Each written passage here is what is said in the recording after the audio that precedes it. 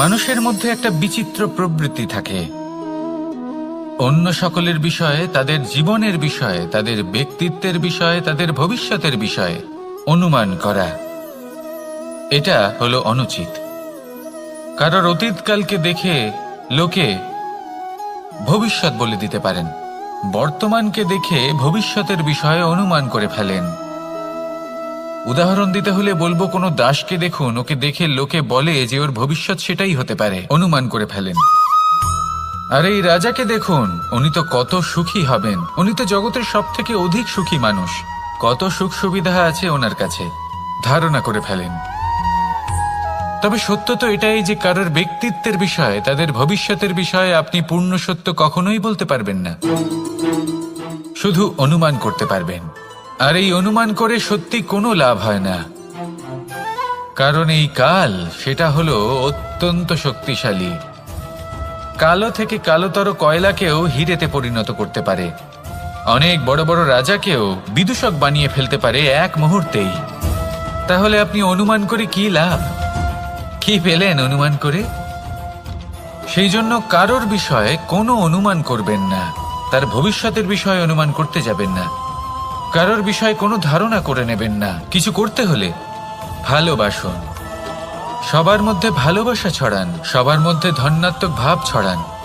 এই মন প্রসন্ন হয়ে বলবে, রাধা রাধা।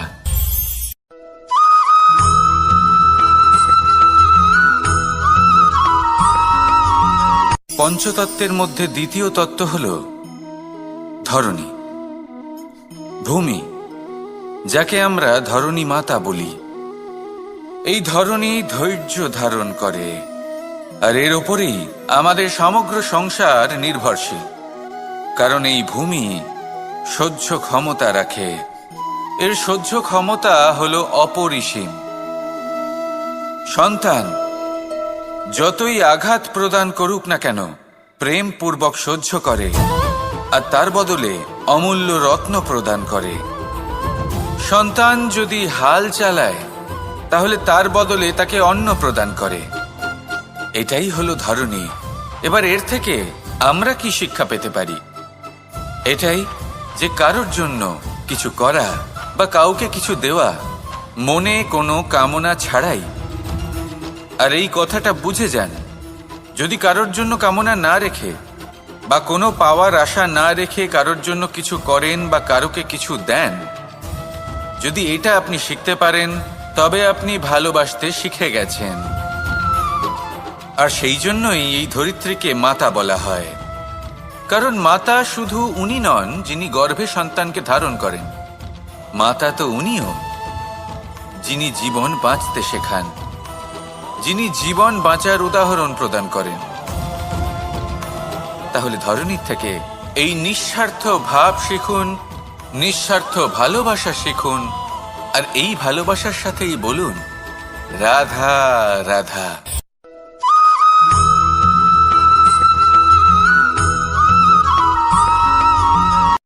সংসারে আমাদের জীবনে যখন কোনো সুখ বা দুঃখ আসে, তার জন্য আমরা কাউকে না কাউকে অবশ্যই দায়ী করে থাকি, তাই না? এই ব্যক্তি আমাদের সাথে এরকম কাজ করেছেন, তাই আমার সাথে এমন হলো। ওই ব্যক্তি যদি এমনটা না করতেন, তাহলে আজ আমি ওই স্থানে পৌঁছতে পারতাম। সবই আপনার দৃষ্টিভঙ্গির ওপর নির্ভরশীল। আর যদি আপনার দৃষ্টিভঙ্গি এমন হয়, তাহলে তা অনুচিত। সত্যি কথা বলতে, এই সংসারে ভিন্ন ভিন্ন ধরনের মানুষ আছে। এটা আপনার উপর নির্ভর করছে কিভাবে তাদের স্বাগত জানাবেন। একবার ভাবুন, আমি আমার দুটো হাত সামনে নিয়ে এলাম, দুটো মুঠো খুলে দিলাম। দুই প্রকারের মানুষ আসবেন, কিছু না কিছু দিয়ে যাবেন। এই মুঠো যদি আমি বন্ধ করে দিই, তাহলে না কেউ আমাকে কিছু দিতে পারবে, না আমার কিছু যাবে আসবে। নিশ্চয়ই বুঝতে পারছেন এই দুই ধরনের ব্যক্তি কারা এবং তারা কি দিয়ে যান। আমি যদি নিজের মুঠো খুলে দিই, তাহলে কিছু ভালো মানুষ আসবেন, আমাকে আনন্দ, সন্তুষ্টি, জ্ঞান প্রদান করে যাবেন, ভালো অভিজ্ঞতা দিয়ে যাবেন। কোনো খারাপ ব্যক্তি যদি আসেন, তাহলে তিনিও খারাপ অভিজ্ঞতা দেবেন, যার থেকে আমি শিক্ষা লাভ করব। এই সব কিছু আমি লাভ করতে পারি। মুঠো যদি বন্ধ করে রাখি, তাহলে আমি কিছুই পাবো না। দেখুন, এই সংসারে প্রত্যেকের জীবন এইরকম। প্রত্যেকের জীবনে সবকিছুই আছে, ভালো খারাপ দুই মানুষই আছে, ভালো অভিজ্ঞতা আছে, খারাপ অভিজ্ঞতা আছে। নির্ভর করছে আপনার উপর যে আপনি কি করবেন, এনাদের স্বাগত কিভাবে জানাবেন, কার থেকে কি বুঝবেন, কি শিখতে পারবেন, আর কোন দৃষ্টিভঙ্গি নিয়ে অগ্রসর হবেন। এটাই নির্ধারণ করবে যে আপনার জীবন কেমন হবে। আসুন আমার সাথে ভালোবেসে বলুন, রাধা রাধা।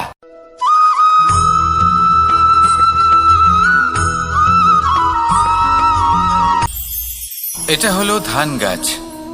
এর থেকে যে চাল উৎপন্ন হয় তা মানুষ গ্রহণ করেন। আর এটা কি? এ হলো জংলি ঘাস। একবার ভেবে দেখুন, যদি এই জংলি ঘাস ধান গাছের আশেপাশে থাকে তাহলে কি হবে? ধান উৎপন্ন হতে পারবে? তা উৎকৃষ্ট হতে পারবে? আমরা কি তা গ্রহণ করতে পারবো? কখনোই নয়। এই জংলি ঘাস ধানকে নষ্ট করে দেবে, কিন্তু নিজে জীবিত থাকবে। এটাই হলো আজকের শিক্ষা। এই সংসারে যদি আপনি নীতির পথে চলতে চান, উচিত কর্ম করতে চান, সংসারকে সেবা করতে চান, তাহলে জংলি ঘাসের মতো ব্যক্তিদের থেকে সবসময় দূরে থাকতে হবে। সেই ব্যক্তি যারা দুর্নীতি এবং মিথ্যা দ্বারা পরিপূর্ণ, যাদের ব্যবহার অশুভ, যাদের অনেক অশুভ গুণ রয়েছে, তারা সঠিক নয়। সেই সকল ব্যক্তি যাদের চরিত্র অত্যন্ত দুষ্ট হয়, তারা হয় শুভ চরিত্রের ব্যক্তিকে একদম নষ্ট করে দেয়, নয় নিজের মতো বানিয়ে তোলে। তাই যদি আপনি নীতির পথে চলতে চান, এই সংসারের জন্য শুভ কর্ম করতে চান, তাহলে সেই সঙ্গ লাভ করুন যে সঙ্গ জ্ঞানে পরিপূর্ণ, যাদের মধ্যে অনেক গুণ আছে, যাদের থেকে প্রতিদিন কিছু শিখতে পারবেন। এমন ব্যক্তির সাথে জীবন অতিবাহিত করুন। দুরাচারীদের থেকে দূরে থাকুন। তবেই এই মন প্রসন্ন হয়ে বলবে, রাধা রাধা।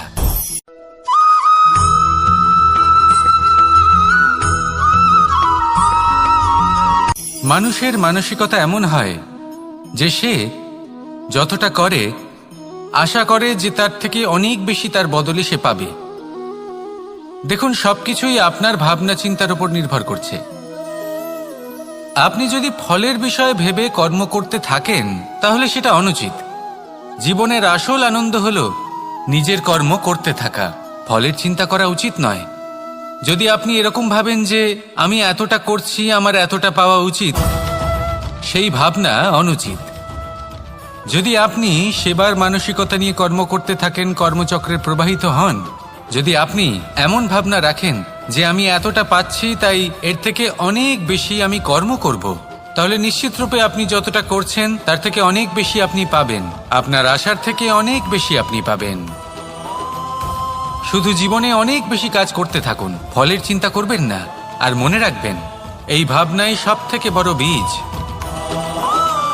কর্মের উপর বিশ্বাস রাখুন। জীবনে যা যা আপনি চান সবই সুখময় হবে। আসুন আর আমার সাথে ভালোবেসে বলুন, রাধা রাধা।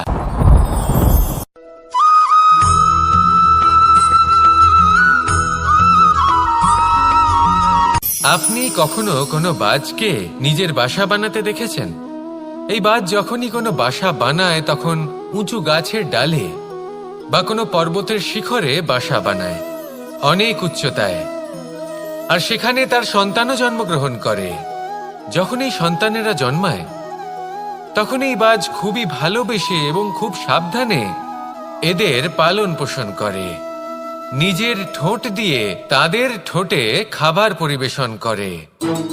কিন্তু যেই সেই সন্তানেরা হৃষ্টপুষ্ট হয়ে যায় এবং সেই কথা বাজ নিজে বুঝতে পেরে যায়, সেই বাজ নিজেই সেই বাসা ছিন্ন ভিন্ন করে দেয়। সেই সন্তান যাদের সবেমাত্র ডানা গজিয়েছে, কিভাবে উড়তে হয় তারা জানে না, সেই সন্তানগুলিকে উচ্চতা থেকে ঠেলে দেয়। সেই সন্তান প্রথমে ভয়ভীত হয়ে যায়। তারা সামনে মৃত্যুকে দেখতে পেয়ে ভয়ের কারণে তাদের ডানা ঝাপটাতে থাকে। আর সেই প্রক্রিয়াতেই সেই সন্তানগুলি উড়তে শুরু করে দেয়।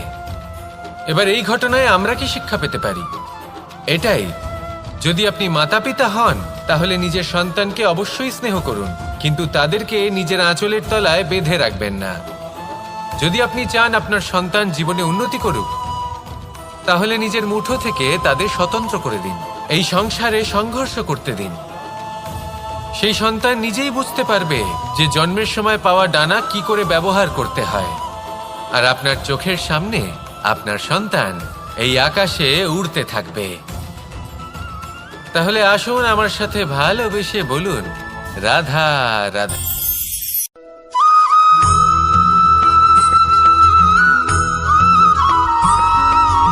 বসন্ত ঋতু, এই সময় মন আনন্দে ভরে থাকে। এমন মনে হয় যেন আমরা আকাশে বিচরণ করতে চলে যাই, কিন্তু সেটা তো সম্ভব নয়। সেই জন্য হয়তো আমরা ঘুড়ি ওড়াই, এই ঘুড়িকে নিজেদের প্রতিরূপ মনে করে। এবার অনেক মানুষ আছেন যারা ঘুড়ি ওড়ান, কিন্তু এই কর্মের সারমর্ম কি সেটা কজন বুঝতে পারেন? আপনি এটা মনে করুন যে আপনি হলেন সেই ঘুড়ি, আর এই সুতো যিনি ধরে রয়েছেন তিনি হলেন পরমাত্মা। আর এই সুতো যেখান থেকে শুরু হয় সেই লাটাই হলো আমাদের কর্মচক্র। এবার আপনি নিজেই অনুমান করুন যে এই উড়ান কার ওপর নির্ভরশীল? পরমাত্মার ওপর আর আপনার কর্মের ওপর। যদি পরমাত্মা আপনার হাত ধরে থাকেন, আপনার সাথে থাকেন, যদি আপনি শুভ কর্ম করতে থাকেন, আপনি এই আকাশে উড়তে থাকবেন। কিন্তু কোথাও কোথাও যদি পরমাত্মার সাথে এই বন্ধন ছিন্ন হয়, আপনার কর্মচক্র খারাপ হয়ে যায় বা থেমে যায়, তাহলে আপনার এই ঘুড়ি কেটে যাবে আর দূরে কোনো গাছের ডালে গিয়ে আটকে যাবে। তাই শুধুমাত্র ঘুড়ি ওড়াবেন না, তার থেকে শিখুন। পরমাত্মার সাহচর্যে থাকুন, সবসময় শুভ কর্ম করতে থাকুন আর সবসময় এই আকাশে উড়তে থাকুন।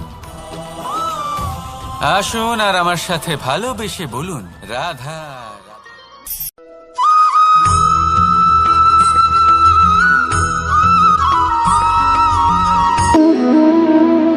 সম্পর্ক হলো আমাদের জীবনের একটি আধার। কিছু সম্পর্ক এমন যা আমরা জন্মসূত্রে লাভ করি, যেমন পরিবার, মা, বাবা। কিছু সম্পর্ক আছে যা আমরা জীবনে অর্জন করে থাকি, তা সে প্রেমের হোক, স্নেহের হোক বা বন্ধুত্বের। এই সকল সম্পর্ক লাভ করার বা গড়ে তোলার 5টি ধাপ রয়েছে। প্রথম ধাপ, কোনো ব্যক্তির সাথে আলাপ হওয়া, তার সাথে কথা বলা বা তাকে দেখা। দ্বিতীয় ধাপ, সে ব্যক্তিকে আমাদের ভালো লাগা। তৃতীয় ধাপ, আমাদের এটা চাইতে শুরু করা যে জীবনে এই ব্যক্তি যেন আমাদের বন্ধু হন, আমাদের জীবনে থাকেন, বা আমাদের কাউকে ভালোবেসে ফেলা আর এটা আমাদের ভাবা বা চাওয়া যে সেই ব্যক্তি যেন আজীবন আমার সাথে থাকেন, আমার জীবনে আমার সাথী হয়ে। চতুর্থ ধাপ, লাভ করা। এবার এই ধাপটি অনেক মানুষের পক্ষেই খুবই সরল হয়, বড়ই সরলভাবে নিজেদের সঙ্গীকে লাভ করে থাকেন। কিছু মানুষের জন্য এই ধাপ অত্যন্ত কঠিন হয়ে থাকে। অনেক প্রতিকূল পরিস্থিতির উপর জয়লাভ করে তারা সঙ্গীকে লাভ করেন, কিন্তু লাভ অবশ্যই করেন। এরপরে আসে পঞ্চম, অন্তিম এবং সব থেকে গুরুত্বপূর্ণ ধাপ। সেটা হলো সেই সম্পর্ক পালন করা। এটা হলো এমন এক বিষয় যা প্রত্যেক মানুষের শেখা উচিত। যদি ব্যক্তি নিজের জীবনে সম্পর্ক রক্ষা করতে শিখে যান, তবে প্রত্যেক সম্পর্ক তার জীবনকে স্বর্গ করে তুলবে। আসুন আর আমার সাথে ভালোবেসে বলুন, রাধা রাধা।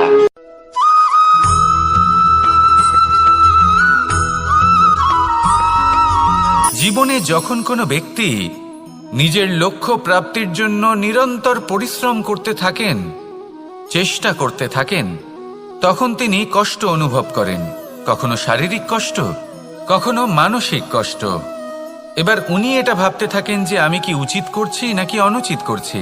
কারণ অন্যদিকে এমন একজন ব্যক্তিও আছেন যিনি একদমই পরিশ্রম চেষ্টা করছেন না।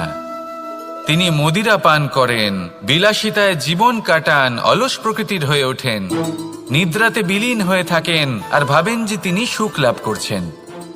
কিন্তু এরকম কেন হয়?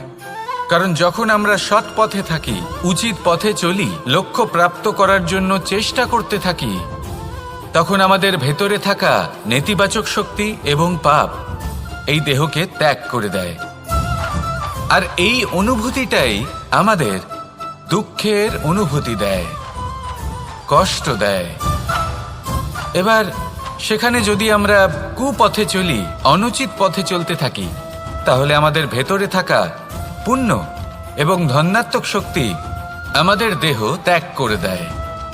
আর এই অনুভূতির কারণেই আমরা সুখ অনুভব করি। কিন্তু কখনো ভাববেন যে এই সুখ বেশি সময় পর্যন্ত থাকে না। সেই জন্য সবসময় মনে রাখবেন, যদি আপনি জানেন যে এটাই আপনার লক্ষ্য, এটাই উচিত পথ, শুভ পথ, তাতে নিরন্তরভাবে এগিয়ে যেতে চেষ্টা করতে থাকুন। এই কষ্ট আপনাকে সুখের পরাকাষ্ঠায় কখন পৌঁছে দেবে তা আপনি জানতেই পারবেন না। আসুন আমার সাথে ভালোবেসে বলুন, রাধা রাধা।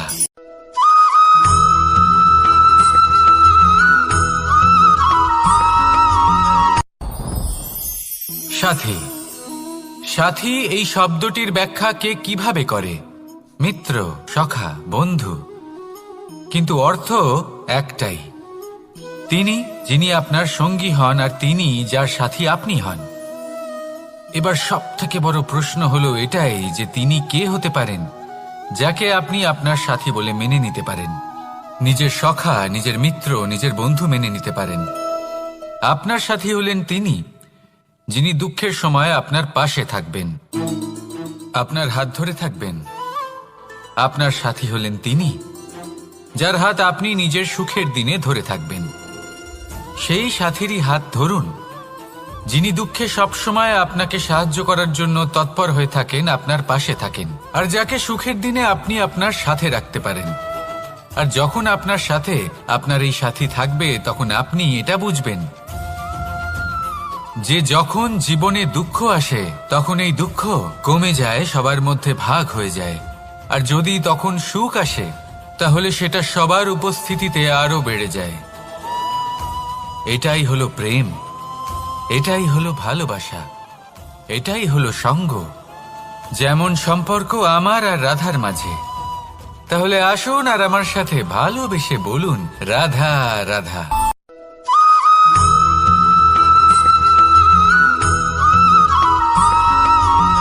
পঞ্চতত্ত্বের মধ্যে দ্বিতীয় তত্ত্ব হল ধরণী, ভূমি, যাকে আমরা ধরণী মাতা বলি। এই ধরণী ধৈর্য ধারণ করে, আর এর ওপরেই আমাদের সমগ্র সংসার নির্ভরশীল। কারণ এই ভূমি সহ্য ক্ষমতা রাখে, এর সহ্য ক্ষমতা হলো অপরিসীম। সন্তান যতই আঘাত প্রদান করুক না কেন, প্রেম পূর্বক সহ্য করে, আর তার বদলে অমূল্য রত্ন প্রদান করে। সন্তান যদি হাল চালায়, তাহলে তার বদলে তাকে অন্ন প্রদান করে।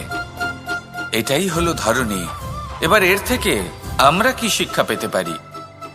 এটাই যে কারোর জন্য কিছু করা বা কাউকে কিছু দেওয়া মনে কোনো কামনা ছাড়াই। আর এই কথাটা বুঝে যান, যদি কারোর জন্য কামনা না রেখে বা কোনো পাওয়ার আশা না রেখে কারোর জন্য কিছু করেন বা কারোকে কিছু দেন, যদি এটা আপনি শিখতে পারেন, তবে আপনি ভালোবাসতে শিখে গেছেন। আর সেই জন্যই এই ধরিত্রীকে মাতা বলা হয়। কারণ মাতা শুধু উনি নন যিনি গর্ভে সন্তানকে ধারণ করেন, মাতা তো উনিও যিনি জীবন বাঁচতে শেখান, যিনি জীবন বাঁচার উদাহরণ প্রদান করেন। তাহলে ধরণীর থেকে এই নিঃস্বার্থ ভাব শিখুন, নিঃস্বার্থ ভালোবাসা শিখুন, আর এই ভালোবাসার সাথেই বলুন, রাধা রাধা।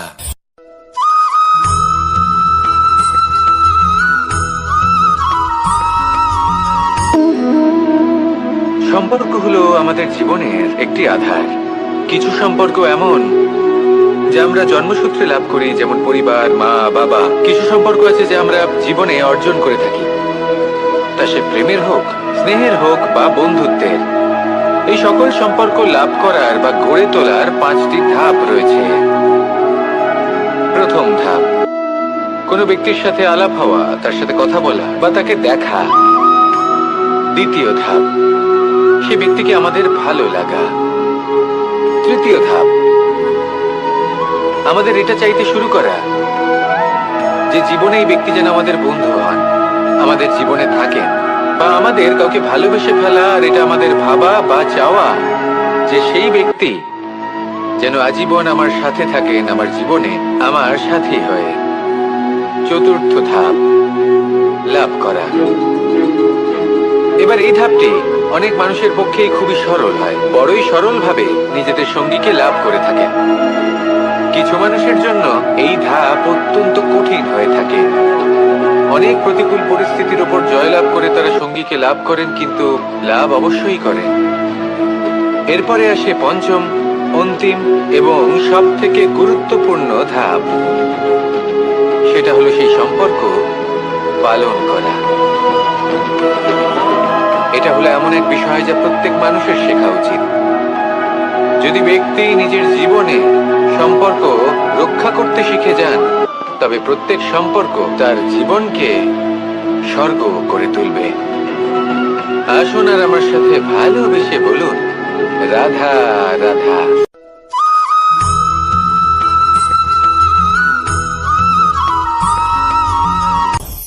আপনি কখনো পর্বতের শিখরে উঠেছেন? আপনি দেখতে পাবেন পর্বতের পদতলে প্রচুর সুন্দর ফুল রয়েছে, সবুজ বনানী রয়েছে। যত আপনি ওপরে উঠতে থাকবেন তত ফুল কমতে থাকবে, সবুজ বনানী কমতে থাকবে। আরো কিছুটা ওপরে উঠলে কাঁটা জাতীয় গাছ দেখতে পাবেন, শুকনো গাছ দেখতে পাবেন। আরো যদি ওপরে ওঠেন তাহলে পাষাণ দেখতে পাবেন। আরো ওপরে উঠলে হিমখণ্ড দেখতে পাবেন। এই যে পর্বত, তা মনুষ্য জীবনের সব থেকে উত্তম উদাহরণ।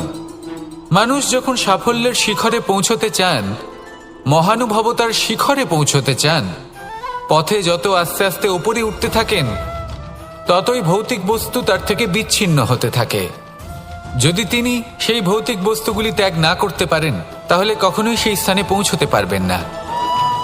আর মানুষ যদি উচিত ত্যাগ করতে পারেন, পথে অগ্রসর হতে থাকেন, এগোতে থাকেন, তাহলে একদিন না একদিন তিনি মহানুভবতার, জ্ঞানের, সাফল্যের হিমের স্বাদ অবশ্যই লাভ করবেন। মনে রাখবেন, মানব জীবনে ত্যাগ হলো অত্যন্ত গুরুত্বপূর্ণ অংশ। আসুন আমার সাথে ভালোবেসে বলুন, রাধা রাধা।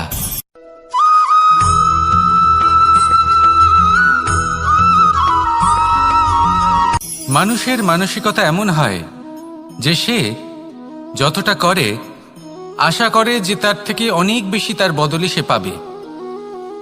দেখুন, সবকিছুই আপনার ভাবনা চিন্তার উপর নির্ভর করছে। আপনি যদি ফলের বিষয়ে ভেবে কর্ম করতে থাকেন, তাহলে সেটা অনুচিত। জীবনের আসল আনন্দ হলো নিজের কর্ম করতে থাকা, ফলের চিন্তা করা উচিত নয়। যদি আপনি এরকম ভাবেন যে আমি এতটা করছি, আমার এতটা পাওয়া উচিত, সেই ভাবনা অনুচিত। যদি আপনি সেবার মানসিকতা নিয়ে কর্ম করতে থাকেন, কর্মচক্রে প্রবাহিত হন, যদি আপনি এমন ভাবনা রাখেন যে আমি এতটা পাচ্ছি, তাই এর থেকে অনেক বেশি আমি কর্ম করব, তাহলে নিশ্চিতরূপে আপনি যতটা করছেন তার থেকে অনেক বেশি আপনি পাবেন। আপনার আশার থেকে অনেক বেশি আপনি পাবেন। শুধু জীবনে অনেক বেশি কাজ করতে থাকুন, ফলের চিন্তা করবেন না। আর মনে রাখবেন, এই ভাবনাই সব থেকে বড় বীজ। কর্মের উপর বিশ্বাস রাখুন। জীবনে যা যা আপনি চান সবই সুখময় হবে। আসুন আর আমার সাথে ভালোবেসে বলুন, রাধা রাধা।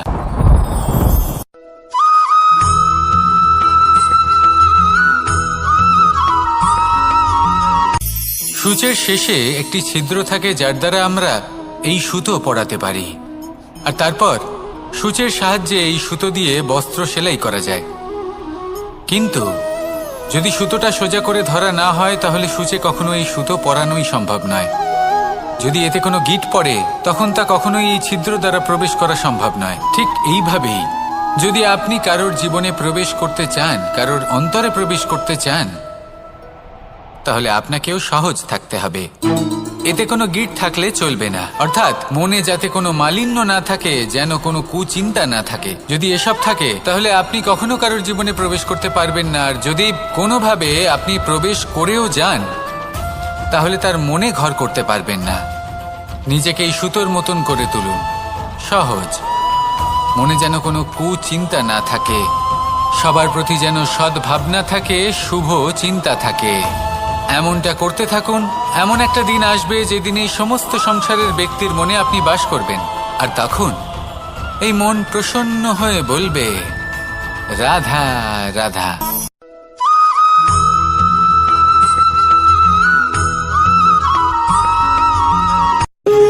যখন মানুষের মৃত্যু হয় তখন কি হয়? অনেক সংখ্যক মানুষ শোক পালন করতে চলে আসেন। যে ব্যক্তি মৃত্যু লাভ করেছেন তার অনেক বস্তু থাকে যেগুলো তার প্রিয়, যেগুলো তিনি ব্যবহার করেছেন। তার শয্যা, তার বস্ত্র, তার আভূষণ সবকিছু তার থেকে বিচ্ছিন্ন করা হয় এবং খালি হাতে তাকে শ্মশানের উদ্দেশ্যে রওনা করা হয়। আমি আপনাকে এই প্রশ্ন করতে চাই, আপনি এই সংসারে কি অর্জন করেছেন? ধন সম্পত্তি, বস্ত্র, আভূষণ, এই সবকিছু যে আপনি অর্জন করেছেন, আপনার মৃত্যুর পরে তা আপনার থেকে দূর হয়ে যাবে। এর উত্তর হলো একটাই, আপনার কর্ম। শুধু সেটাই আছে যা একান্ত আপনার, আর শুধু সেটাই এই সংসার থেকে চলে যাওয়ার পরেও সংসারেই জীবিত থাকবে। যদি আপনি দুষ্কর্ম করেন তাহলে এই সংসার আপনাকে একটি অনুচিত উদাহরণ হিসেবে মনে রাখবে যে এই ব্যক্তি খুব পাপী ছিল, অনুচিত কর্ম করতেন। যে পথে তিনি চলেছেন সেই পথে কারোর চলা উচিত নয়। সেখানেই যদি আপনি সৎকর্ম করেন তাহলে সংসার চিরকাল এটাই বলবে যে খুব ভালো মানুষ ছিলেন, সবাইকে ভালোবাসতেন, সবাইকে সাহায্য করতেন, আমার খুব প্রিয় মানুষ ছিলেন। এটাই হলো শ্রেষ্ঠ কর্ম। সেই জন্য জীবনে শুধুমাত্র ধন সম্পত্তি, আভূষণ এই সব অর্জন করতে গিয়ে নিজের মনোনিবেশ করবেন না। শ্রেষ্ঠ কর্ম করুন। সংসার থেকে চলে যাওয়ার পরেও এই কর্মই এই সংসারে আপনাকে জীবিত রাখবে। আসুন আমার সাথে ভালোবেসে বলুন, রাধা রাধা।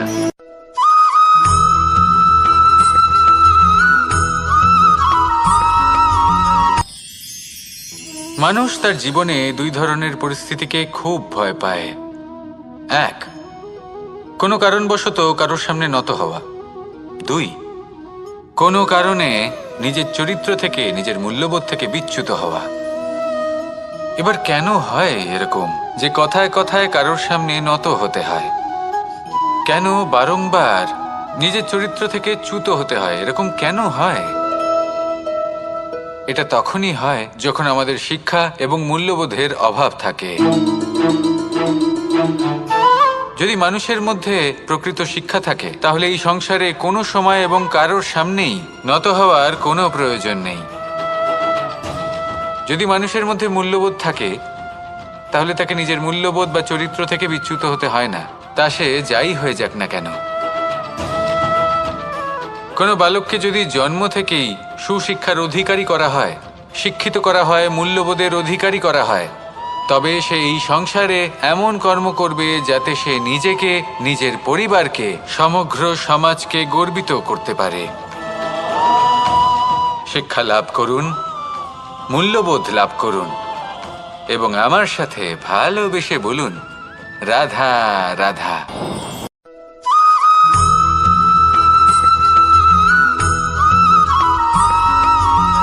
কথায় আছে যে এমন কোনো অক্ষর নেই যার দ্বারা কোনো মন্ত্র হয় না। এমন কোনো বনস্পতি নেই যা নিজেই একটা ঔষধি নয়। পৃথিবীর এমন কোনো ব্যক্তি নেই যার মধ্যে কোনো যোগ্যতা থাকে না। শুধু প্রয়োজন হলো যে ব্যক্তিকে আমরা খুঁজে চলেছি তাকে সঠিকভাবে চিনে নেওয়া। যদি তার যোগ্যতা, তার বিশেষত্ব আমরা বুঝতেই না পারি তাহলে আর লাভ কি রইল? এই সংসারে এমন অনেক ব্যক্তি রয়েছেন যারা ছোট ছোট অসফলতার কারণে আপনাকে এটা বলে দেবে যে আপনি কোনো কাজের নন, আপনি হলেন মূর্খ, আপনি কিছুই করতে পারবেন না। এইসব কথায় কখনোই বিশ্বাস করবেন না, কারণ আপনি এবং প্রত্যেকটি জীব এই পরমাত্মা এবং এই প্রকৃতির সৃষ্টি, যা অত্যন্ত বিশেষ। যদি আপনাকে উদাহরণ দিই তাহলে একদিকে আছে তরোয়াল, একটা বড় লম্বা তরোয়াল, যার দ্বারা যুদ্ধ করা যায়, জয়লাভ করা যায়। আর অন্যদিকে রয়েছে একটা ছোট্ট সূচ, কিন্তু যে কাজ একটা ছোট্ট সূচ করতে পারে তা একটা তরোয়াল দ্বারা সম্ভব নয়। এর অর্থ হলো এটাই যে প্রত্যেকটা রচনা অত্যন্ত অমূল্য এবং অত্যন্ত বিশেষ হয়। তাহলে বিশ্বাস রাখুন যে আপনি অত্যন্ত বিশেষ একজন, আর প্রেমের সাথে বলুন রাধা রাধা।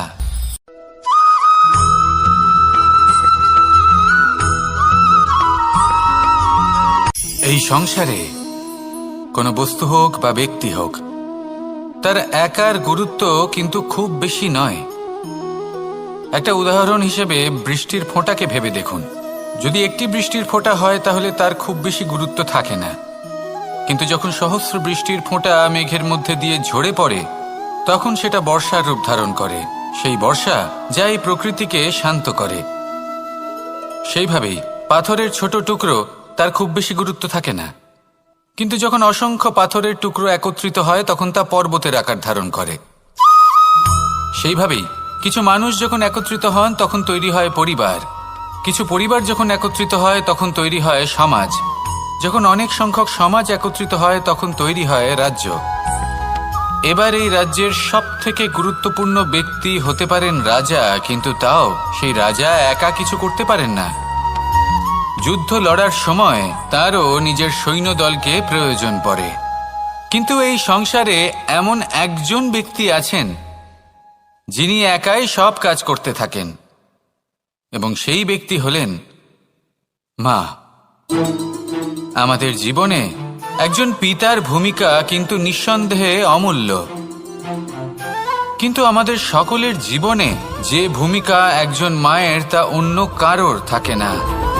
একজন মা একাই সন্তানকে বড় করতে পারেন, সংস্কারী করে তুলতে পারেন, তার জন্য পরিশ্রম করেন। আর এত কিছু কাজ করার পরেও তার কাজের জন্য তিনি প্রশংসা অবশ্য পান না। উল্টে যদি সেই সন্তান অনুচিত পথে চালিত হয়, অনুচিত কর্ম করে, তখন সেই মাকেই অপবাদের পাত্র হয়ে উঠতে হয়। আমাদের জীবনে মায়ের যোগদান কতটা সেটা বুঝুন।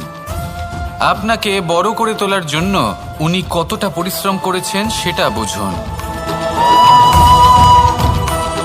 আজ থেকে, এখন থেকে, এই মুহূর্ত থেকে মাকে সম্মান করতে শিখুন। যখন সময় পাবেন, যখন সুযোগ হবে, তখন তার প্রশংসা করুন, ওনারও ভালো লাগবে। আর মায়ের এই মমতার জন্য, তার এই ভূমিকার জন্য আসুন সবাই মিলে আমরা তাকে প্রণাম করি, আর সকলে মিলে ভালোবেসে বলি রাধা রাধা।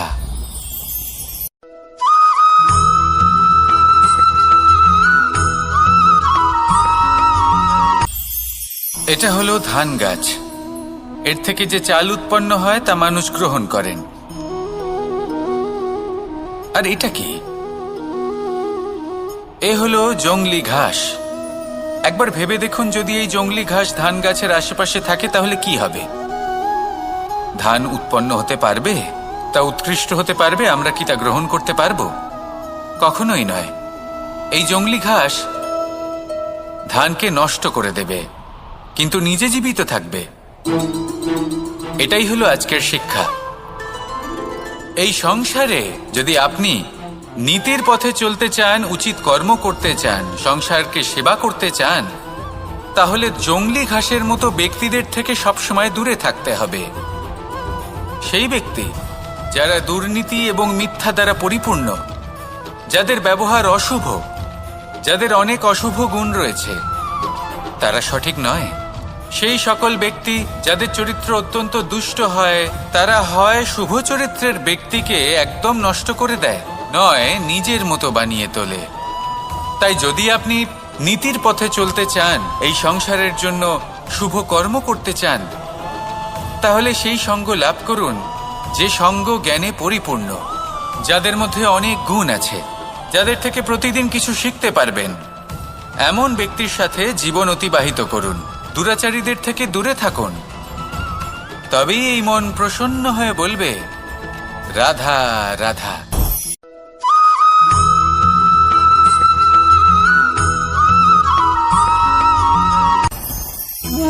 ভোজন। এবার ভোজন সংগ্রহ করার জন্য মানুষ কি না করেন, সব সময় চেষ্টা করতে থাকেন। ফসল উৎপাদনের জন্য অনেক পরিশ্রম করতে থাকেন, কিন্তু অনেক সময় অনেক পরিশ্রম করার পরেও ফসল ভালো উৎপাদন হয় না। এর কারণ কি? কারণ হলো এটাই যে আপনি পরিশ্রম হয়তো অনেক করেছেন, কিন্তু আপনার নজর তো সেই বীজের দিকে ছিলই না যা আপনি রোপণ করেছেন। সেই জন্য সব সময় কোনো বীজ রোপণ করার আগে তাকে পরখ করে দেখুন, তা অত্যন্ত আবশ্যক। আর সেইভাবেই যখনই কোনো কর্মের প্রশ্ন আসে, তাহলে সেখানে শুধুমাত্র পরিশ্রম যথেষ্ট নয়। সেই কাজের প্রতি আপনার কর্তব্য কি, আপনার উদ্দেশ্য কি, সেটা জানা হলো অত্যন্ত গুরুত্বপূর্ণ। তাই কর্ম করুন, কিন্তু সেই কর্মের প্রতি আপনার যা উদ্দেশ্য তার মাহাত্ম্য বুঝতে চেষ্টা করুন। তাহলে আসুন আমার সাথে ভালোবেসে বলুন, রাধা রাধা।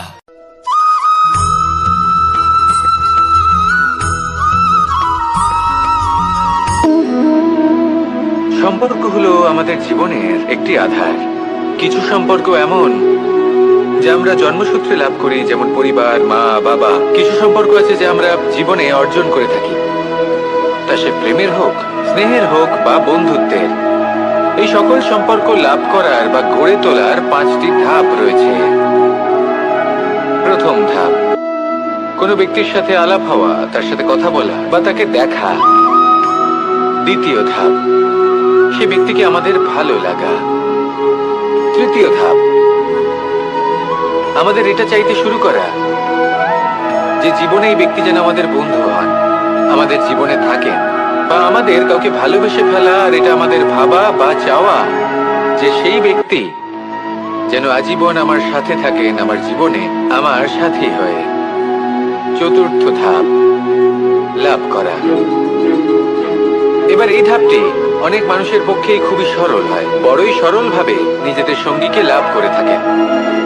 কিছু মানুষের জন্য এই ধাপ অত্যন্ত কঠিন হয়ে থাকে। অনেক প্রতিকূল পরিস্থিতির উপর জয়লাভ করে তারা সঙ্গীকে লাভ করেন, কিন্তু লাভ অবশ্যই করেন। এরপরে আসে পঞ্চম, অন্তিম এবং সব থেকে গুরুত্বপূর্ণ ধাপ। সেটা হলো সেই সম্পর্ক পালন করা। এটা হলো এমন এক বিষয় যা প্রত্যেক মানুষের শেখা উচিত। যদি ব্যক্তি নিজের জীবনে সম্পর্ক রক্ষা করতে শিখে যান, তবে প্রত্যেক সম্পর্ক তার জীবনকে স্বর্গ করে তুলবে। আসুন আর আমার সাথে ভালোবেসে বলুন, রাধা রাধা।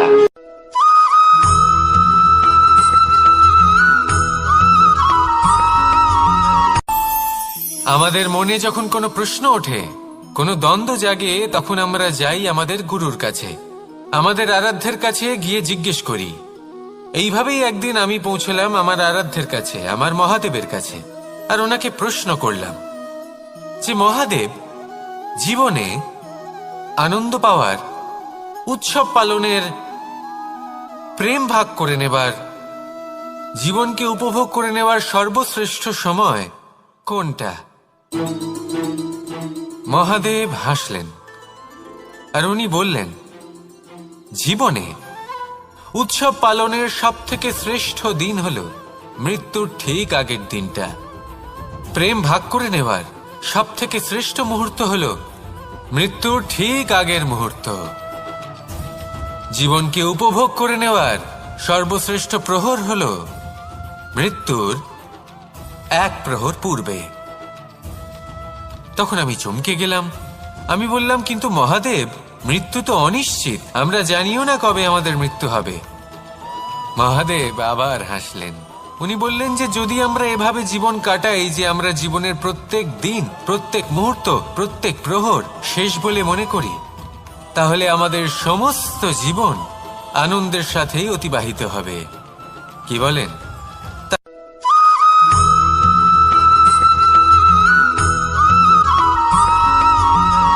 এই সংসারে কোনো বস্তু হোক বা ব্যক্তি হোক, তার একার গুরুত্ব কিন্তু খুব বেশি নয়। একটা উদাহরণ হিসেবে বৃষ্টির ফোঁটাকে ভেবে দেখুন। যদি একটি বৃষ্টির ফোঁটা হয় তাহলে তার খুব বেশি গুরুত্ব থাকে না, কিন্তু যখন সহস্র বৃষ্টির ফোঁটা মেঘের মধ্যে দিয়ে ঝরে পড়ে তখন সেটা বর্ষার রূপ ধারণ করে। সেই বর্ষা যা এই প্রকৃতিকে শান্ত করে। সেইভাবেই পাথরের ছোট টুকরো, তার খুব বেশি গুরুত্ব থাকে না, কিন্তু যখন অসংখ্য পাথরের টুকরো একত্রিত হয় তখন তা পর্বতের আকার ধারণ করে। সেইভাবেই কিছু মানুষ যখন একত্রিত হন তখন তৈরি হয় পরিবার, কিছু পরিবার যখন একত্রিত হয় তখন তৈরি হয় সমাজ, যখন অনেক সংখ্যক সমাজ একত্রিত হয় তখন তৈরি হয় রাজ্য।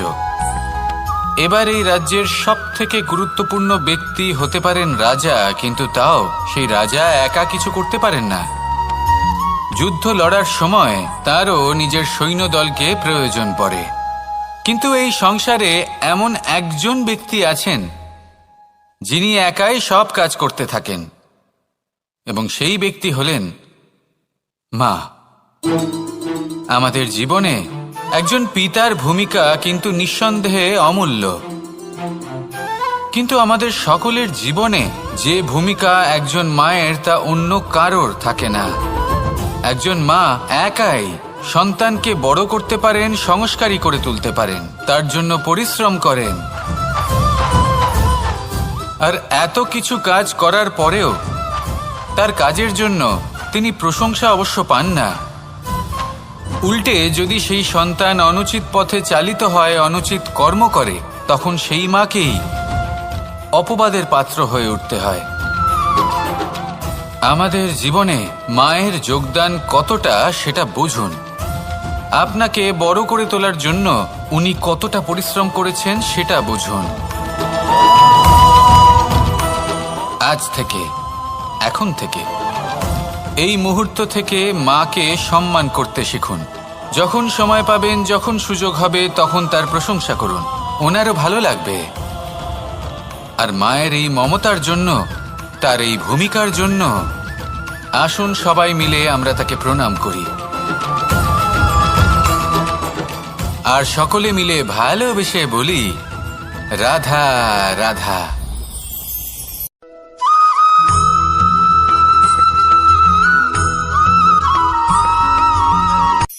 এই সংসারে সাফল্য লাভ করার জন্য জ্ঞানের প্রয়োজন হয়, পরিশ্রমের প্রয়োজন হয়, দৃঢ় নিষ্ঠার প্রয়োজন হয়, নিরন্তর চেষ্টা করা প্রয়োজনীয়।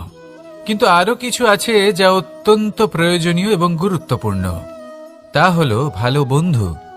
তাদের থাকা অত্যন্ত প্রয়োজনীয়। যদি ভালো বন্ধু থাকে তাহলে সময় এলে তারা ঢাল হয়ে আপনাকে সুরক্ষা করবেন। সময় এলে অস্ত্রের মতো শত্রুকে সংহারও করবেন। যদি তিনি জ্ঞানী হন, তাদের মধ্যে সদ্গুণ থাকে, তাহলে এই সব গুণ আপনার মধ্যেও প্রবেশ করবে। তাহলে সাফল্যের জন্য ভালো বন্ধু পাওয়া অত্যন্ত প্রয়োজনীয়। কিন্তু শুধু বন্ধু কেন, ভালো শত্রুও থাকা প্রয়োজনীয়। এবার আপনি ভাববেন, আমি কি বললাম? যদি আপনার জীবনেও ভালো অর্থাৎ শক্তিশালী শত্রু থাকে, তাহলে আপনিও শক্তিশালী হতে থাকবেন। এই শত্রু আপনাকে প্রেরিত করবে আরো বেশি শক্তিশালী হয়ে ওঠার। কখনো কোনো হরিণকে দেখুন, তীব্র গতিতে দৌড়তে থাকে। কেন তীব্র গতিতে দৌড়য়?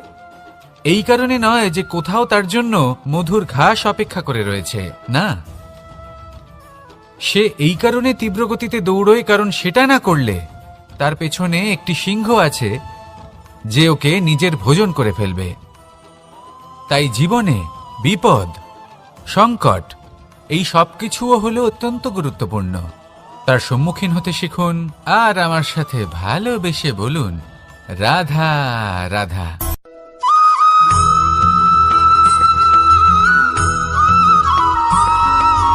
কথায় আছে, প্রত্যেক পুত্র তার পিতার প্রতিচ্ছবি হয়, আর সমস্ত প্রতিচ্ছবি চায় যেন সে তার অস্তিত্ব প্রাপ্ত করতে পারে। পুত্র চায় সে যেন তার পিতার মতো হয়, বা কখনো কখনো তার থেকেও শ্রেষ্ঠ হয়। সেটা কোনো অনুচিত ব্যাপার নয়। অনুচিত তখন হয় যখন পুত্র নিজের পিতার মতো হবার স্বপ্ন পূরণ করতে গিয়ে বা তার থেকেও শ্রেষ্ঠ হওয়ার স্বপ্ন পূরণে অনুচিত পথের আশ্রয় নেয়। কারণ তারপরে সে তার পিতার গুণগুলি আত্মসাৎ করতে চায় না। সে শুধুই এটা চায় যে সংসারের চোখে যেন আমি শ্রেষ্ঠ প্রমাণিত হই। এটা অনুচিত। সংসারে এমন অনেক মানুষ আছেন যারা এই কারণে শ্রেষ্ঠ হওয়ার চেষ্টা করেন যাতে তার পরিবারের তার পিতার সম্মান বৃদ্ধি পায়। এমনও মানুষ থাকেন, আর এটাই হলো পার্থক্য উদ্দেশ্যের। মনে রাখবেন, যদি আপনার উদ্দেশ্য শুভ হয় তাহলে পথও শুভ হবে, যদি আপনার উদ্দেশ্য অশুভ হয় তাহলে পথও অশুভ হবে। তাহলে নিজের পিতার মতো হবার চেষ্টা অবশ্যই করুন, তার থেকেও শ্রেষ্ঠ হওয়ার চেষ্টা অবশ্যই করুন, কিন্তু মনে রাখবেন আপনার সংকল্প আর আপনার উদ্দেশ্য এই দুই শুভ হওয়া উচিত। তাহলে আসুন আর আমার সাথে ভালোবেসে বলুন, রাধা রাধা।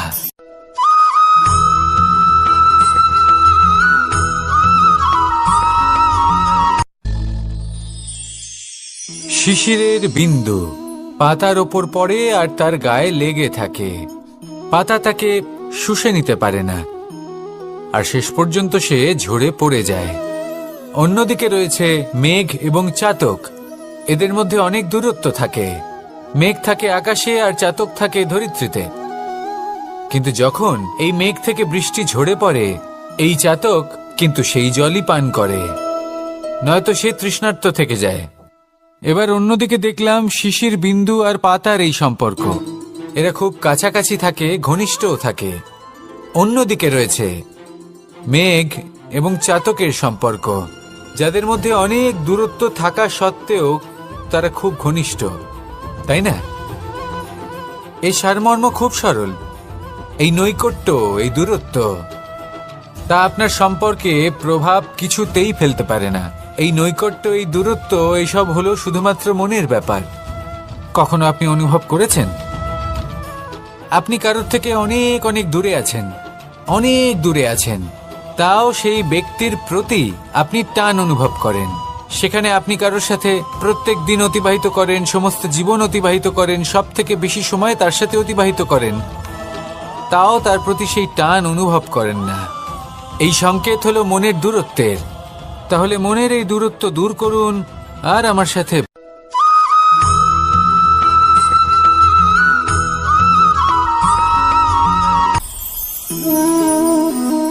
শক্তি এক অত্যন্ত বিচিত্র বস্তু, বা বলতে পারেন অনুভূতি। পিতা সবসময় চান যেন তিনি তার শক্তি পুত্রকে।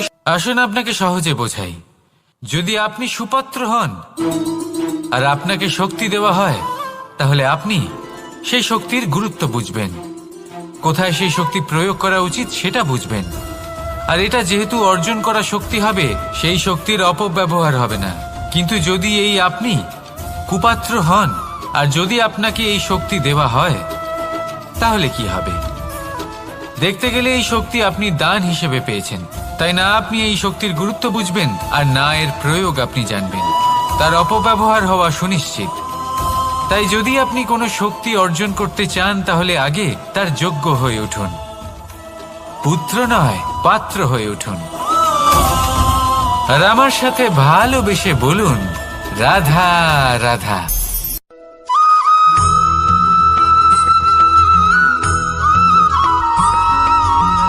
ভালো, শুধু ওনাদের কঠোর ব্যবহার দেখলে আমরা একটু ভয় পেয়ে যাই। এবার ওনাদের এই কঠোর ব্যবহার আমাদের ভালো না লাগলেও অত্যন্ত আবশ্যক, কারণ মাতার থেকে আমরা যে শক্তি লাভ করি তা যেন নিয়ন্ত্রণ হারিয়ে বিধ্বংসী না হয়ে ওঠে। আমরা যেন কোনো কুপথে না চলে যাই, আমরা কখনো যেন দোষ না করে ফেলি। শুধু সেই জন্য পিতা এবং গুরু একটু কঠোর হয়ে ওঠেন, এবং ওনাদের এই কঠোর আচরণ ভবিষ্যতে গিয়ে আমরা অবশ্যই বুঝতে পারি। জীবনে কিছু বছর আমরা এগিয়ে যাই আর তারপর আমরা বুঝতে পারি যে বাবা এবং গুরু আমাদের যথেষ্ট ভালোবাসতেন, কিন্তু ওনাদের ভালোবাসার বহিঃপ্রকাশ আলাদা। প্রয়োজনীয় হলো এটা দেখার, এটা বোঝার যে শুরু থেকে আমাদের প্রতি ওনাদের আচরণ কেমন ছিল। ওনাদের কঠোর হওয়ার পেছনে ওনাদের ভালোবাসাটা বোঝার চেষ্টা করুন, ওনাদের চিন্তাটা বোঝার চেষ্টা করুন, ওনাদের পথপ্রদর্শনের আড়ালে আপনার ভবিষ্যতের জন্য যে পরিকল্পনা ওনারা করেছেন সেটা বোঝার চেষ্টা করুন। তখন আপনারা বুঝতে পারবেন ওনাদের ভালোবাসাকে। আপনার মনের মধ্যে আপনা থেকেই ওনাদের প্রতি সম্মান জেগে উঠবে। নিজের পিতা এবং নিজের গুরু এই দুজনের প্রতি কৃতজ্ঞতা প্রকাশ করুন আর আমার সাথে ভালোবেসে বলুন, রাধা রাধা।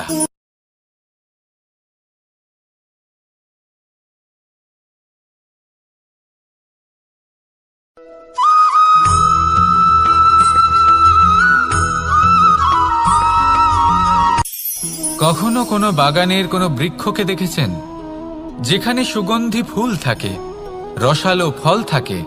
তখন মন প্রফুল্ল হয়ে ওঠে, মন থেকে সেই বৃক্ষের প্রতি ভালোবাসা জন্মায়। কিন্তু যিনি বাগানের মালিক, শুধুমাত্র তিনিই জানেন যে কিভাবে এই বৃক্ষকে আগলে রাখতে হয়, কিভাবে তার পরিচর্যা করলে এতে সুন্দর সুগন্ধি ফুল হবে, রসালো ফল হবে। কখনো কখনো প্রয়োজনের থেকে বেশি রোদ পেলে এই বৃক্ষগুলি শুকিয়ে যায়, প্রয়োজনের থেকে কম রোদ পেলেও এই বৃক্ষ কিন্তু শুকিয়ে যায়। প্রয়োজনের থেকে কম জল যদি পায় এই বৃক্ষ শুকিয়ে যেতে পারে, প্রয়োজনের থেকে অতিরিক্ত জল যদি পায় তখনও এই বৃক্ষের শিকড়গুলি নষ্ট হয়ে যেতে পারে। এবার এটাই কিন্তু আমাদের সংসারের সাথেও হয়। আমাদের সংসারের সকল প্রতিভাশালী ব্যক্তি, যেমন লেখক, বিচারক, প্রবক্তা, যোদ্ধা, এদের সবার ক্ষেত্রে এই কথাটাই প্রযোজ্য।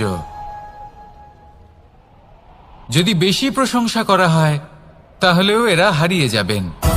প্রয়োজনের থেকে বেশি যদি নিন্দা করা হয় তখনও তারা নত হয়ে পড়বেন।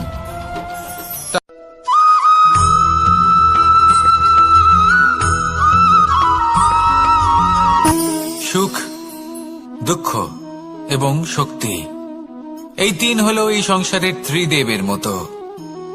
আমাদের জীবনে যা কিছু ঘটছে এই তিনটির ভিত্তির উপরেই হচ্ছে। আসলে এই সংসারের একটা নিয়ম আছে, যখনই আপনি কিছু লাভ করেন এই সংসার আপনার পরীক্ষা নেয়। এটা জানার জন্য আপনার পরীক্ষা নেয় যে আপনি যা কিছুই লাভ করেছেন আপনি কি আদৌ সেটার যোগ্য কিনা। ঠিক সেইভাবেই এই সুখ, দুঃখ এবং শক্তি আপনার পরীক্ষা নিয়ে থাকে। যখন সুখ আসে তখন সে আপনার পরীক্ষা নেয় যে আপনার মধ্যে অহংবোধ জাগ্রত হয়নি তো। যদি অহংবোধ চলে আসে তাহলে সুখ সেখানেই সঙ্গ ত্যাগ করে। দুঃখ আপনার ধৈর্যের পরীক্ষা নিতে থাকে, আর যদি আপনার মধ্যে ধৈর্য না থাকে তাহলে এটা আপনাকে আরো বেশি দুঃখের গভীর অন্ধকারে ঠেলে দেবে। সেখানে শক্তি পরীক্ষা নেয় আপনার বিনম্রতার। যদি আপনি বিনম্র না হন তাহলে হয় এই শক্তি আপনার সঙ্গ ত্যাগ করবে, নয় এই শক্তি বিনম্রতার অভাবে আপনার পতনের কারণ হতে পারে। এই সংসারে যে কোনো ব্যক্তি যিনি এই পরীক্ষায় উত্তীর্ণ হয়ে থাকেন এই জীবনে তিনি সাফল্য লাভ করেন। আসুন আমার সাথে ভালোবেসে বলুন, রাধা রাধা।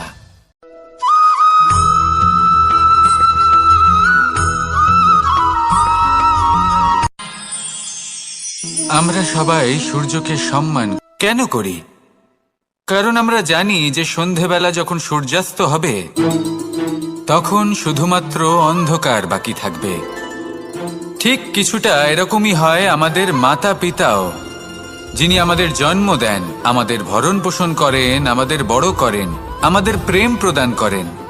কখনো কখনো তাদের মুখ থেকে কটু কথা নিঃসৃত হয়, আমাদের দুঃখ হয়, কিন্তু তখন আমাদের এটা বোঝা উচিত এগুলি নিঃসৃত হচ্ছে আমাদেরই মঙ্গলের জন্য। যেমন সূর্যদেব, উনিও উত্তাপ দিয়ে থাকেন আমাদেরই মঙ্গলের জন্য, যাতে ফসল পাকতে পারে, যাতে জল বাষ্প হয়ে মেঘ হতে পারে, বৃষ্টি হতে পারে, আর এই সংসারে নিরন্তর জলের প্রবাহ থাকে। আমাদের মাতা পিতা, তাদের কঠোর আচরণ, তাদের কঠোর অনুশাসনের পেছনে লুকিয়ে থাকে ওনাদের ভালোবাসা। আমাদের তা বুঝতে হবে, সসম্মানে ওনাদের গ্রহণ করতে হবে। কারণ ঠিক সূর্যাস্তের পরে যেমন চতুর্দিক অন্ধকারচ্ছন্ন হয়ে যায়, তেমনি আমাদের জীবন থেকে যখন আমাদের মাতা পিতা চলে যায়, তখন আমাদের জীবনেও শুধু এবং শুধুমাত্র অন্ধকারই ছেয়ে থাকে। সেই জন্য নিজের মাতা পিতাকে সম্মান করুন, ওনাদের ভালোবাসা প্রদান করুন। এই মন আর এই জীবন প্রসন্ন হয়ে বলবে, রাধা রাধা।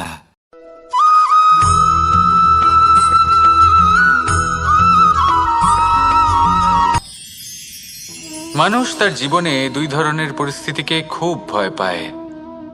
এক, কোনো কারণবশত কারোর সামনে নত হওয়া। দুই, কোনো কারণে নিজের চরিত্র থেকে, নিজের মূল্যবোধ থেকে বিচ্যুত হওয়া। এবার কেন হয় এরকম যে কথায় কথায় কারোর সামনে নত হতে হয়? কেন বারংবার নিজের চরিত্র থেকে চ্যুত হতে হয়? এরকম কেন হয়? এটা তখনই হয় যখন আমাদের শিক্ষা এবং মূল্যবোধের অভাব থাকে। যদি মানুষের মধ্যে প্রকৃত শিক্ষা থাকে, তাহলে এই সংসারে কোনো সময় এবং কারোর সামনেই নত হওয়ার কোনো প্রয়োজন নেই। যদি মানুষের মধ্যে মূল্যবোধ থাকে, তাহলে তাকে নিজের মূল্যবোধ বা চরিত্র থেকে বিচ্যুত হতে হয় না, তা সে যাই হয়ে যাক না কেন। কোনো বালককে যদি জন্ম থেকেই সুশিক্ষার অধিকারী করা হয়, শিক্ষিত করা হয়, মূল্যবোধের অধিকারী করা হয়, তবে সে এই সংসারে এমন কর্ম করবে যাতে সে নিজেকে, নিজের পরিবারকে, সমগ্র সমাজকে গর্বিত করতে পারে। শিক্ষা লাভ করুন, মূল্যবোধ লাভ করুন এবং আমার সাথে ভালোবেসে বলুন, রাধা রাধা।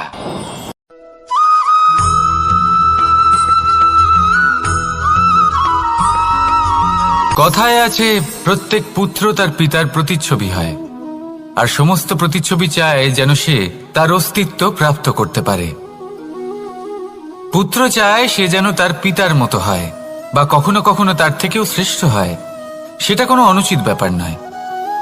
অনুচিত তখন হয় যখন পুত্র নিজের পিতার মতো হবার স্বপ্ন পূরণ করতে গিয়ে বা তার থেকেও শ্রেষ্ঠ হওয়ার স্বপ্ন পূরণে অনুচিত পথের আশ্রয় নেয়। কারণ তারপরে সে তার পিতার গুণগুলি আত্মসাৎ করতে চায় না। সে শুধুই এটা চায় যে সংসারের চোখে যেন আমি শ্রেষ্ঠ প্রমাণিত হই। এটা অনুচিত।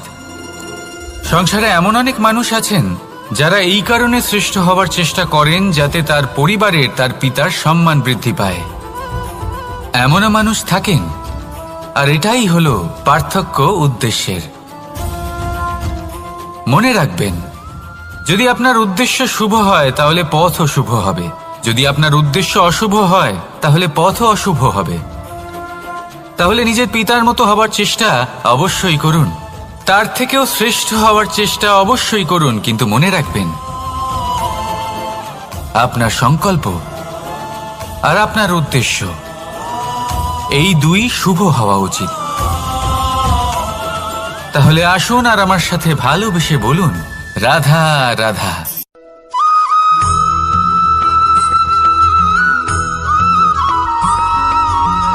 এই সংসারের সব থেকে গুরুত্বপূর্ণ তত্ত্ব কোনটা? প্রথম হলো সময়। জন্ম থেকে মৃত্যু পর্যন্ত এই যে সময়, এটাই তো হলো জীবন। দ্বিতীয় হলো জীবন, যাতে আমরা সময়ের সদ্ব্যবহার করি, শ্রেষ্ঠ থেকে শ্রেষ্ঠতর কাজ করার চেষ্টা করি। বহু বছরের এই পরম্পরা, এই সংস্কৃতিকে এগিয়ে নিয়ে যাওয়ার চেষ্টা করি। এই সংসারে আমরা অংশগ্রহণ করতে চেষ্টা করি। তৃতীয় হলো ধন, সেই ধন যা প্রত্যেক ব্যক্তি অর্জন করতে চেষ্টা করেন। এবার এই তিনটি তত্ত্বের মধ্যে একটা সামঞ্জস্য আছে, সমান ব্যাপার আছে। সে ধনই হোক বা সময় হোক বা হোক জীবন।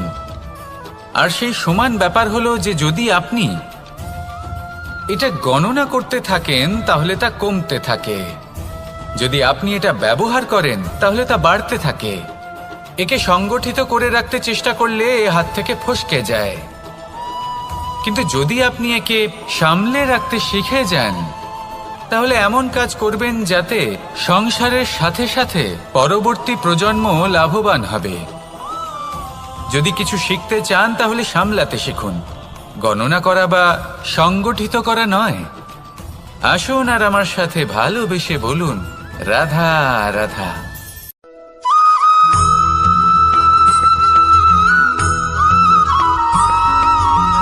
পঞ্চতত্ত্বের মধ্যে দ্বিতীয় তত্ত্ব হল ধরণী, ভূমি, যাকে আমরা ধরণী মাতা বলি। এই ধরণী ধৈর্য ধারণ করে, আর এর ওপরেই আমাদের সমগ্র সংসার নির্ভরশীল। কারণ এই ভূমি সহ্য ক্ষমতা রাখে, এর সহ্য ক্ষমতা হল অপরিসীম। সন্তান যতই আঘাত প্রদান করুক না কেন, প্রেম পূর্বক সহ্য করে, আর তার বদলে অমূল্য রত্ন প্রদান করে। সন্তান যদি হাল চালায়, তাহলে তার বদলে তাকে অন্ন প্রদান করে। এটাই হলো ধরণী। এবার এর থেকে আমরা কি শিক্ষা পেতে পারি? এটাই যে কারোর জন্য কিছু করা বা কাউকে কিছু দেওয়া মনে কোনো কামনা ছাড়াই। আর এই কথাটা বুঝে যান, যদি কারোর জন্য কামনা না রেখে বা কোনো পাওয়ার আশা না রেখে কারোর জন্য কিছু করেন বা কারোকে কিছু দেন, যদি এটা আপনি শিখতে পারেন, তবে আপনি ভালোবাসতে শিখে গেছেন। আর সেই জন্যই এই ধরিত্রীকে মাতা বলা হয়। কারণ মাতা শুধু উনি নন যিনি গর্ভে সন্তানকে ধারণ করেন, মাতা তো উনিও যিনি জীবন বাঁচতে শেখান, যিনি জীবন বাঁচার উদাহরণ প্রদান করেন। তাহলে ধরণীর থেকে এই নিঃস্বার্থ ভাব শিখুন, নিঃস্বার্থ ভালোবাসা শিখুন, আর এই ভালোবাসার সাথেই বলুন, রাধা রাধা।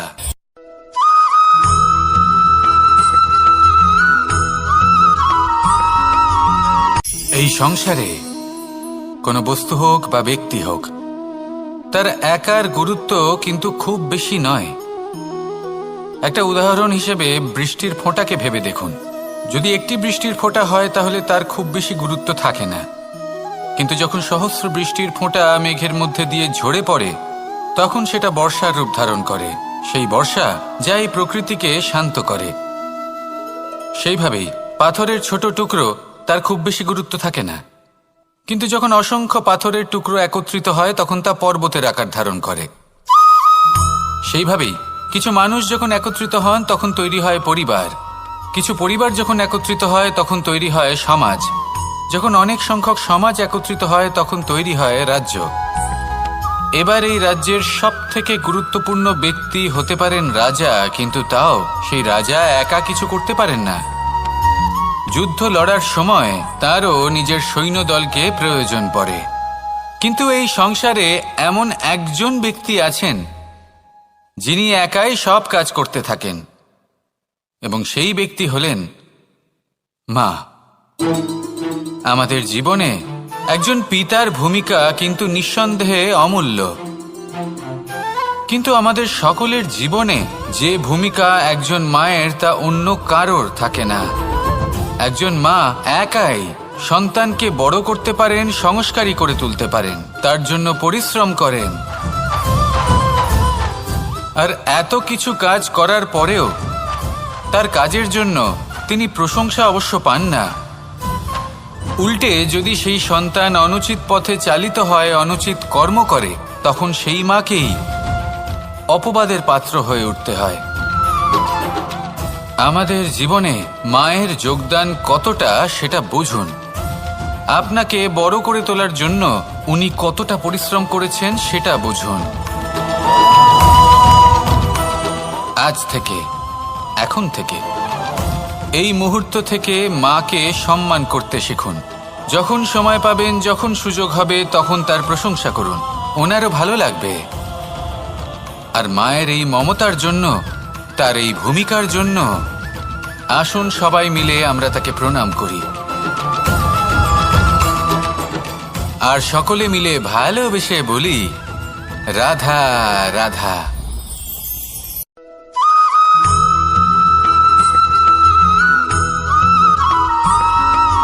মানুষের একটি সমস্যা আছে যে মানুষ সাফল্যকে মাপতে থাকেন, লক্ষ্যপ্রাপ্তিকে মাপতে থাকেন এবং তার তুলনা করতে থাকেন যে ও এত কিছু পেল আর আমি পেলাম না, ওর কাছে এত কিছু আছে কিন্তু আমার কাছে নেই। এই তুলনা করার জন্য ওনারা দুঃখী হয়ে পড়েন, নিরাশ হয়ে পড়েন। তাই আমি একটা প্রশ্ন করছি যে এটা কি উচিত? এই সংসারে আপনি কি নিয়ে তুলনা করবেন, যেখানে সূর্যদেব চন্দ্রমা দুজনেই আছেন, দুজনেই হলেন বিশেষ, দুজনেই নিজ নিজ সময়ে উদিত হন। এদের মধ্যে একজন না থাকলে তাহলে আমাদের জীবন কঠিন হয়ে পড়বে। ঠিক সেইভাবেই আপনি যদি একটা বড় রেখা অঙ্কন করেন তাহলে অন্য রেখাটি ছোট হয়ে পড়ে না, সে তেমনই থাকে যেমনটা সে ছিল। আপনার অস্তিত্ব কখনো ছোট বা বড় হতে পারে না। শুধু তুলনা করার জন্য আপনার এটা মনে হতে পারে। যদি আপনি যুদ্ধ করতে চান আপনার তলোয়ারের প্রয়োজন পড়বে। যদি বস্ত্র তৈরি করতে চান এত বড় তলোয়ার দিয়ে কিছুই হবে না, তখন প্রয়োজন পড়বে একটা ছোট্ট সূচের।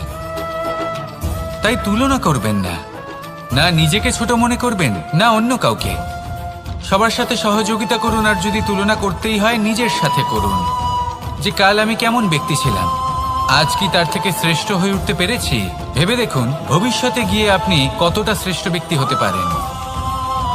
আসুন আমার সাথে ভালোবেসে বলুন রাধা রাধা।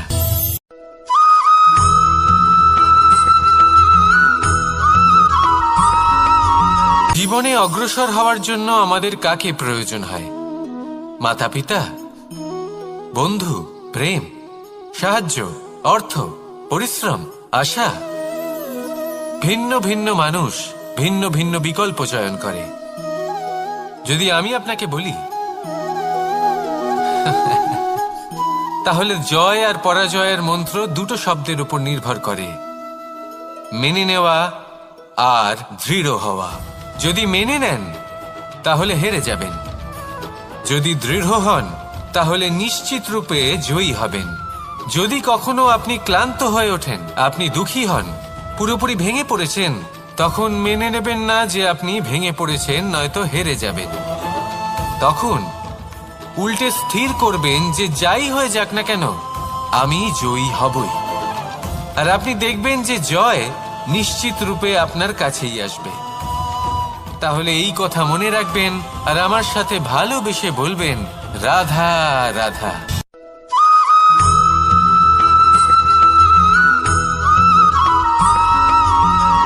মানুষ ভাবেন যে ধন অর্জন করা হলো অত্যন্ত গুরুত্বপূর্ণ। তিনি আজীবন ধন অর্জন করতে থাকেন, ধন অর্জন করার চেষ্টা করতে থাকেন। সে যাই হয়ে যাক না কেন পরিশ্রম করতে থাকেন। স্বাস্থ্যের দিকে নজর দেন না, না উচিত সময় খাবার খান, না উচিত সময় ঘুমোতে যান, না পর্যাপ্ত সময় পর্যন্ত ঘুমন, কিছুই না। ধন অর্জন করতেই থাকেন, করতেই থাকেন। আর কিছু সময় পরে যখন তিনি অসংখ্য ধন লাভ করে ফেলেন, তখন তার সাথে ওনার শরীরে অনেক রোগ বাসা বাঁধে। এইসব রোগের উপচার করতে করতে সেই সমস্ত ধন যা উনি অর্জন করেছেন তা তিনি ব্যয় করে ফেলেন। শেষ পর্যন্ত কি হয়? আমরা যেভাবে এসেছি ঠিক সেইভাবেই ফিরে যাই, ধন এখানেই থেকে যায়। দেখুন, একটা অত্যন্ত গুরুত্বপূর্ণ কথা রয়েছে যে আপনার বোঝা উচিত। এই যে ধন, তার ব্যবহার করুন জীবনকে আরো ভালো করে তোলার জন্য। ধনের সদ্ব্যবহার করা উচিত, এমন যেন না হয় এই ধন আপনাকে ভোগ করে ফেলে। এই জীবনকে নিশ্চিত রূপে আরো শ্রেষ্ঠ করে তুলুন। কিন্তু এই ধন অর্জন করার এই প্রক্রিয়াতে নিজের সারা জীবনকে নষ্ট করে ফেলবেন না।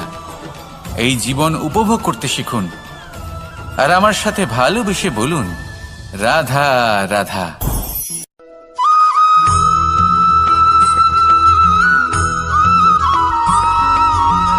এই সংসারে সবথেকে বেশি কোমল বস্তু হলো রেশম। এই রেশম এতটাই কোমল হয় যে এর পুরো একটা থান শুধুমাত্র একটা হাতে ধরা সম্ভব। কখনো ভেবে দেখেছেন এই রেশম কিভাবে হয়? একটি কীট তার লালার দ্বারা উৎপন্ন হয়। এই কীট সেই রেশমকে পাক দিতে থাকে, পাক দিতেই থাকে, দিতেই থাকে, আর আস্তে আস্তে তার মধ্যেই জড়িয়ে পড়ে।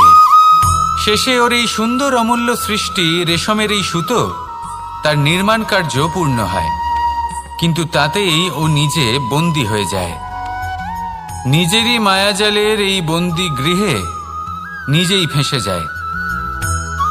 এবার এই সুতোকে ব্যবহারযোগ্য করে তোলার জন্য এই কীটগুলিকে এই কবচের সাথেই ফুটন্ত জলে ফেলে দেওয়া হয়। এই সংসারে যদি আমাদের স্বপ্ন এই সংসারের দুঃখ হরণ করার জন্য, এই সংসারে সুখ বিতরণ করার জন্য হয়, তবেই আমাদের প্রগতি সম্ভব। যদি আমাদের এই স্বপ্ন শুধুই আমাদের এবং আমাদের স্বার্থ সিদ্ধির জন্য হয়, তাহলে এই স্বপ্ন আমাদের অন্ধ করে দেবে, আমাদের অন্ধকারের পথে নিয়ে যাবে, আর আমরাও সেই কীটের মতো হয়ে যাব।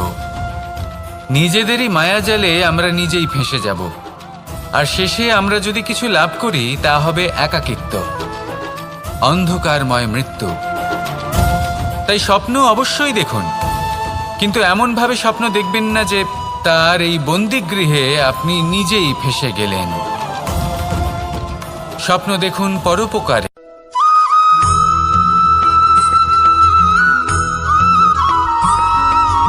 কথায় আছে, প্রত্যেক পুত্র তার পিতার প্রতিচ্ছবি হয়, আর সমস্ত প্রতিচ্ছবি চায় যেন সে তার অস্তিত্ব প্রাপ্ত করতে পারে।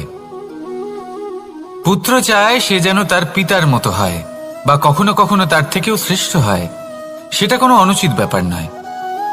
অনুচিত তখন হয় যখন পুত্র নিজের পিতার মতো হবার স্বপ্ন পূরণ করতে গিয়ে বা তার থেকেও শ্রেষ্ঠ হওয়ার স্বপ্ন পূরণে অনুচিত পথের আশ্রয় নেয়। কারণ তারপরে সে তার পিতার গুণগুলি আত্মসাৎ করতে চায় না। সে শুধুই এটা চায় যে সংসারের চোখে যেন আমি শ্রেষ্ঠ প্রমাণিত হই। এটা অনুচিত। সংসারে এমন অনেক মানুষ আছেন যারা এই কারণে শ্রেষ্ঠ হবার চেষ্টা করেন যাতে তার পরিবারের তার পিতার সম্মান বৃদ্ধি পায়। এমনও মানুষ থাকেন, আর এটাই হলো পার্থক্য উদ্দেশ্যের। মনে রাখবেন, যদি আপনার উদ্দেশ্য শুভ হয় তাহলে পথও শুভ হবে, যদি আপনার উদ্দেশ্য অশুভ হয় তাহলে পথও অশুভ হবে। তাহলে নিজের পিতার মতো হবার চেষ্টা অবশ্যই করুন, তার থেকেও শ্রেষ্ঠ হওয়ার চেষ্টা অবশ্যই করুন, কিন্তু মনে রাখবেন আপনার সংকল্প আর আপনার উদ্দেশ্য এই দুই শুভ হওয়া উচিত। তাহলে আসুন আর আমার সাথে ভালোবেসে বলুন, রাধা রাধা।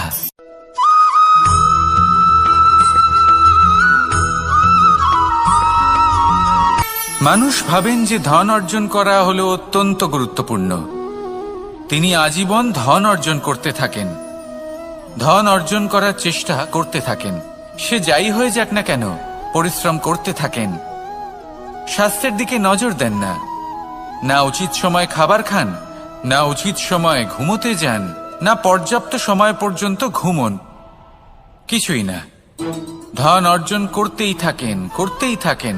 আর কিছু সময় পরে যখন তিনি অসংখ্য ধন লাভ করে ফেলেন, তখন তার সাথে ওনার শরীরে অনেক রোগ বাসা বাঁধে। এইসব রোগের উপচার করতে করতে সেই সমস্ত ধন যা উনি অর্জন করেছেন তা তিনি ব্যয় করে ফেলেন। শেষ পর্যন্ত কি হয়? আমরা যেভাবে এসেছি ঠিক সেইভাবেই ফিরে যাই, ধন এখানেই থেকে যায়। দেখুন, একটা অত্যন্ত গুরুত্বপূর্ণ কথা রয়েছে যে আপনার বোঝা উচিত। এই যে ধন, তার ব্যবহার করুন জীবনকে আরো ভালো করে তোলার জন্য।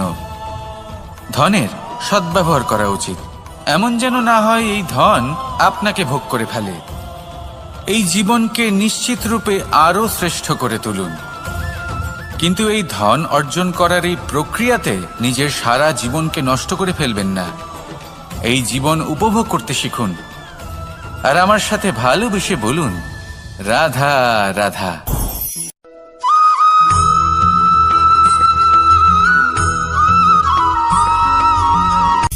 সূচের শেষে একটি ছিদ্র থাকে যার দ্বারা আমরা এই সুতো পরাতে পারি, আর তারপর সূচের সাহায্যে এই সুতো দিয়ে বস্ত্র সেলাই করা যায়। কিন্তু যদি সুতোটা সোজা করে ধরা না হয় তাহলে সূচে কখনো এই সুতো পরানোই সম্ভব নয়। যদি এতে কোনো গিঁট পড়ে তখন তা কখনোই এই ছিদ্র দ্বারা প্রবেশ করা সম্ভব নয়। ঠিক এইভাবেই যদি আপনি কারোর জীবনে প্রবেশ করতে চান, কারোর অন্তরে প্রবেশ করতে চান, তাহলে আপনাকেও সহজ থাকতে হবে। এতে কোনো গিট থাকলে চলবে না, অর্থাৎ মনে যাতে কোনো মালিন্য না থাকে, যেন কোনো কুচিন্তা না থাকে। যদি এসব থাকে তাহলে আপনি কখনো কারোর জীবনে প্রবেশ করতে পারবেন না। আর যদি কোনোভাবে আপনি প্রবেশ করেও যান তাহলে তার মনে ঘর করতে পারবেন না। নিজেকে এই সুতোর মতন করে তুলুন, সহজ। মনে যেন কোনো কুচিন্তা না থাকে, সবার প্রতি যেন সদ্ভাবনা থাকে, শুভ চিন্তা থাকে। এমনটা করতে থাকুন। এমন একটা দিন আসবে যেদিন এই সমস্ত সংসারের ব্যক্তির মনে আপনি বাস করবেন, আর তখন এই মন প্রসন্ন হয়ে বলবে, রাধা রাধা।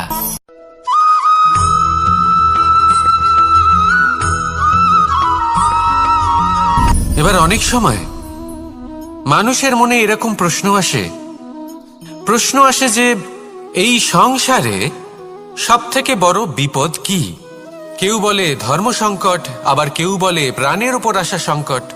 প্রত্যেক মানুষের জীবনে বিভিন্ন সংকট আসে, আর এই সমস্ত সংকট অত্যন্ত বিচিত্র হতে পারে। এই সমস্ত সংসার হলো সংকট দ্বারা পরিপূর্ণ। ঠিক আছে, আপনাকে একটা উদাহরণ দিই। একজন ধনী ব্যক্তি, এবার ওনার জীবনে সংকট কি হতে পারে? সংকট এটাই যে কেউ তার সম্পত্তি চুরি না করে নেয়, আমরা বুঝতে পারছি। এবার একজন চোর, তার জীবনে সংকট কি হতে পারে? যে চুরি করার সময় সে যদি তার একটা কাশি চাপতে না পারে তাহলে সে ধরা পড়ে যেতে পারে, ঠিক কিনা? আবার অনেক সময় এমনও হয় যে যার জন্য আমি সংকট, সেও আমার কাছে সংকট। যেমন এই পরিস্থিতিতে দেখুন, সংকট হলো সংকট, এ তো জীবনে থাকবে, কিন্তু এর সম্মুখীন কিভাবে হওয়া যায়? খুব সরল। সব এটার ওপর নির্ভর করে, মনের ওপর। এই মনকে নিয়ন্ত্রণ করলে সব ঠিক থাকবে। এবার যদি ধনী ব্যক্তি মনকে নিয়ন্ত্রণ করে ফেলেন, নিজের অর্থের ব্যবহার শুভ কাজের জন্য, সমাজের সেবার জন্য বিকাশ করতে করেন, ওই অর্থকে একত্রিত করে না রাখেন, তাহলে চুরির সমস্যা, এই সংকট সেখানেই কেটে যাবে। এবার যদি কথা বলি সেই চোরের, তাহলে চোর যদি নিজের মনকে সংযত করে নেয়, যদি নিজের কর্মকে নিয়ন্ত্রণ করতে পারে, তাহলে এমন কোনো স্বর নেই যা ওকে ধরা পড়তে বাধ্য করবে। সেই জন্য জীবনে সংকট যতই আসুক, যত বড়ই সংকট আসুক না কেন, কবচ হলো একটাই, আর এই কবচের নাম হলো আত্মনিয়ন্ত্রণ। নিজের মনকে নিয়ন্ত্রণে রাখতে শিখুন। এটা নিজের জীবনে প্রয়োগ করে তো দেখুন। যদি আপনি করতে পারেন তবে আপনি দেখবেন যে সংকট তো জীবনে আসা যাওয়া করে, কিন্তু সেই সংকটগুলির সম্মুখীন আপনি এইভাবে করতে পারবেন। তাহলে সেটাই করুন, আর আমার সাথে ভালোবেসে বলুন, রাধা রাধা।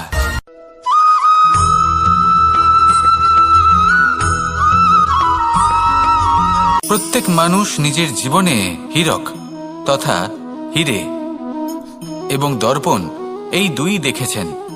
এই দুই হলো সাদা, এবং এরা দুজনেই আলোর প্রতিফলন ঘটায়, এবং এরা দুজনেই উজ্জ্বল হয়ে ওঠে। আপনি হয়তো মনে মনে ভাবছেন যে এটা কি ধরনের তুলনা করছি। একটা হিরে তো রত্ন, তার মূল্য দর্পণের থেকে অনেক গুণ বেশি। কিন্তু হিরে থাকাতে দর্পণের মূল্য কিন্তু কোনো অংশে কমে যায় না, তাই না? মানুষ যখন হিরে নিজের হাতে নেয় তখন সবার আগে কি খোঁজে? দর্পণ, যাতে তার মধ্যে দিয়ে দেখে সে বুঝতে পারে যে সেই হিরে আদৌ তার শোভাবর্ধন করছে কিনা, তাকে ভালো দেখাচ্ছে কিনা, প্রসাধনের জন্য সেটা ব্যবহার করা ঠিক হবে কিনা। অর্থাৎ হীরের উপস্থিতিতে দর্পণের গুরুত্ব কম হলো না, দর্পণের কারণে হীরের মূল্য বোঝা গেল। আমাদের জীবনেও ঠিক এরকমই ঘটে। আপনারা যদি সংসারে নিজের আশেপাশে দেখেন, এমন অনেক মানুষ দেখতে পাবেন যারা নিজেদের ক্ষেত্রে মহান স্থানে পৌঁছেছেন, নিপুণ এবং শ্রেষ্ঠ হয়েছেন। আর তাদের মধ্যে আপনার নিজের মনে হয় যেন আপনি হলেন দর্পণ। নিজেকে ছোট মনে করবেন না। আপনার মূল্য কম হচ্ছে না, আপনার নিজস্ব মূল্য আছে। আর যদি আপনার অস্তিত্ব না থাকে তাহলে ওনাদের অস্তিত্বের মূল্য সংসার বুঝতেই পারবে না। জীবনে সবসময় চেষ্টা করবেন যাতে আপনি আরো বেশি শ্রেষ্ঠ হয়ে উঠতে পারেন। আপনি নিজে যে স্থানে আছেন সেটাকে ছোট মনে করবেন না, তারও নিজস্ব একটা মূল্য আছে। যদি আপনি হিরে হয়ে থাকেন তাহলে অহংকার করবেন না, যদি আপনি দর্পণ হয়ে থাকেন তাহলে নিজেকে ছোট মনে করবেন না। আসুন আর আমার সাথে ভালোবেসে বলুন, রাধা রাধা।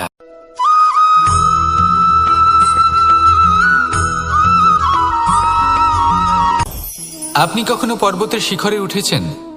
আপনি দেখতে পাবেন পর্বতের পদতলে প্রচুর সুন্দর ফুল রয়েছে, সবুজ বনানী রয়েছে। যত আপনি ওপরে উঠতে থাকবেন তত ফুল কমতে থাকবে, সবুজ বনানী কমতে থাকবে। আরো কিছুটা ওপরে উঠলে কাঁটা জাতীয় গাছ দেখতে পাবেন, শুকনো গাছ দেখতে পাবেন। আরো যদি ওপরে ওঠেন তাহলে পাষাণ দেখতে পাবেন। আরো ওপরে উঠলে হিমখণ্ড দেখতে পাবেন। এই যে পর্বত, তা মনুষ্য জীবনের সবথেকে উত্তম উদাহরণ। মানুষ যখন সাফল্যের শিখরে পৌঁছতে চান, মহানুভবতার শিখরে পৌঁছতে চান, পথে যত আস্তে আস্তে উপরে উঠতে থাকেন ততই ভৌতিক বস্তু তার থেকে বিচ্ছিন্ন হতে থাকে। যদি তিনি সেই ভৌতিক বস্তুগুলি ত্যাগ না করতে পারেন তাহলে কখনোই সেই স্থানে পৌঁছতে পারবেন না। আর মানুষ যদি উচিত ত্যাগ করতে পারেন, পথে অগ্রসর হতে থাকেন, এগোতে থাকেন, তাহলে একদিন না একদিন তিনি মহানুভবতার, জ্ঞানের, সাফল্যের হিমের স্বাদ অবশ্যই লাভ করবেন। মনে রাখবেন, মানব জীবনে ত্যাগ হলো অত্যন্ত গুরুত্বপূর্ণ অংশ। আসুন আমার সাথে ভালোবেসে বলুন, রাধা রাধা।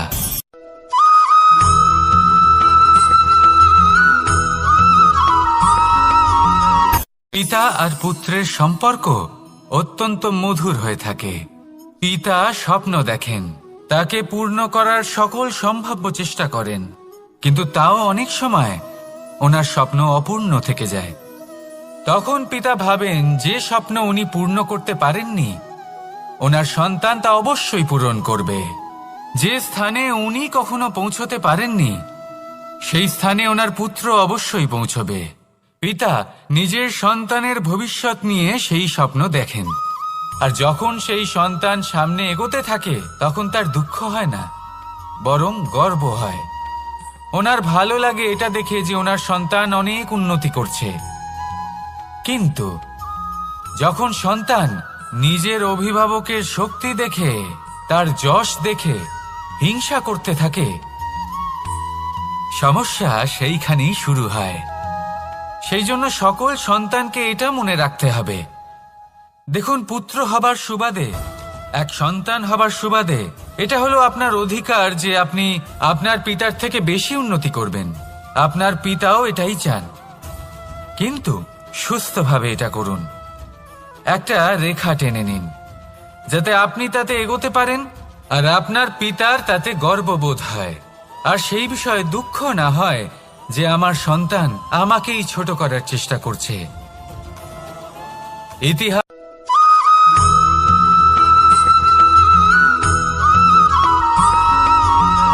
মানুষের মানসিকতা এমন হয় যে সে যতটা করে আশা করে যে তার থেকে অনেক বেশি তার বদলে সে পাবে। দেখুন, সবকিছুই আপনার ভাবনা চিন্তার উপর নির্ভর করছে।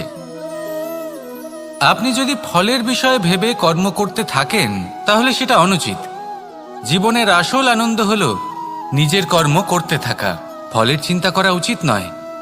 যদি আপনি এরকম ভাবেন যে আমি এতটা করছি, আমার এতটা পাওয়া উচিত, সেই ভাবনা অনুচিত। যদি আপনি সেবার মানসিকতা নিয়ে কর্ম করতে থাকেন, কর্মচক্রে প্রবাহিত হন, যদি আপনি এমন ভাবনা রাখেন যে আমি এতটা পাচ্ছি তাই এর থেকে অনেক বেশি আমি কর্ম করব, তাহলে নিশ্চিত রূপে আপনি যতটা করছেন তার থেকে অনেক বেশি আপনি পাবেন।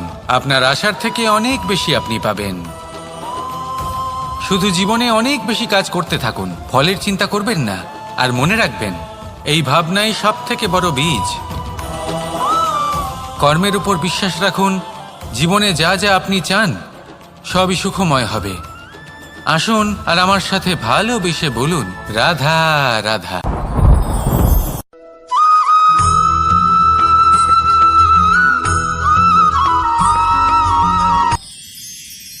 মানুষ তার জীবনে দুই ধরনের পরিস্থিতিকে খুব ভয় পায়। এক, কোনো কারণবশত কারোর সামনে নত হওয়া। দুই, কোনো কারণে নিজের চরিত্র থেকে, নিজের মূল্যবোধ থেকে বিচ্যুত হওয়া। এবার কেন হয় এরকম যে কথায় কথায় কারোর সামনে নত হতে হয়? কেন বারংবার নিজের চরিত্র থেকে চ্যুত হতে হয়? এরকম কেন হয়? এটা তখনই হয় যখন আমাদের শিক্ষা এবং মূল্যবোধের অভাব থাকে। যদি মানুষের মধ্যে প্রকৃত শিক্ষা থাকে, তাহলে এই সংসারে কোনো সময় এবং কারোর সামনেই নত হওয়ার কোনো প্রয়োজন নেই। যদি মানুষের মধ্যে মূল্যবোধ থাকে, তাহলে তাকে নিজের মূল্যবোধ বা চরিত্র থেকে বিচ্যুত হতে হয় না, তা সে যাই হয়ে যাক না কেন। কোনো বালককে যদি জন্ম থেকেই সুশিক্ষার অধিকারী করা হয়, শিক্ষিত করা হয়, মূল্যবোধের অধিকারী করা হয়, তবে সে এই সংসারে এমন কর্ম করবে যাতে সে নিজেকে, নিজের পরিবারকে, সমগ্র সমাজকে গর্বিত করতে পারে। শিক্ষা লাভ করুন, মূল্যবোধ লাভ করুন এবং আমার সাথে ভালোবেসে বলুন, রাধা রাধা।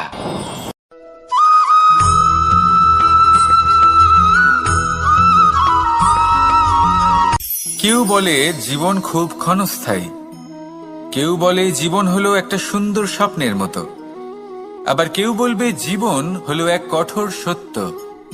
কিন্তু জীবন আসলে কি? জীবন হলো আপনারই প্রতিবিম্ব, একটা দর্পণ। অর্থাৎ আপনি জীবনকে সেইভাবেই পাবেন যেরকম আপনি নিজেকে প্রতিপন্ন করবেন। যদি আপনি দর্পণের দিকে তাকিয়ে হাসেন, তাহলে আপনি সামনে হাসিমুখী দেখতে পাবেন। এবার যদি আপনি গম্ভীর হয়ে থাকেন, তাহলে আপনি একজন রুষ্ট ব্যক্তি দেখতে পাবেন। শেষে সবথেকে বেশি গুরুত্বপূর্ণ হলো আপনার চেষ্টা। আপনাকে সবসময় চেষ্টা করতে হবে যাতে আপনি নিজেকে প্রসন্ন এবং ইতিবাচক মনোভাবে রাখেন। এটা হলো আপনারই উত্তরদায়িত্ব, তাকে পালন করুন। এই মনকে প্রসন্ন রাখুন, এই সংসারকে সুন্দর বলে মনে হবে।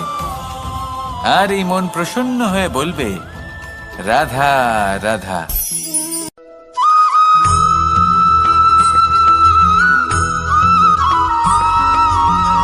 আপনি কখনো কোনো বাজকে নিজের বাসা বানাতে দেখেছেন? এই বাজ যখনই কোনো বাসা বানায়, তখন উঁচু গাছের ডালে বা কোনো পর্বতের শিখরে বাসা বানায়, অনেক উচ্চতায়। আর সেখানে তার সন্তানও জন্মগ্রহণ করে।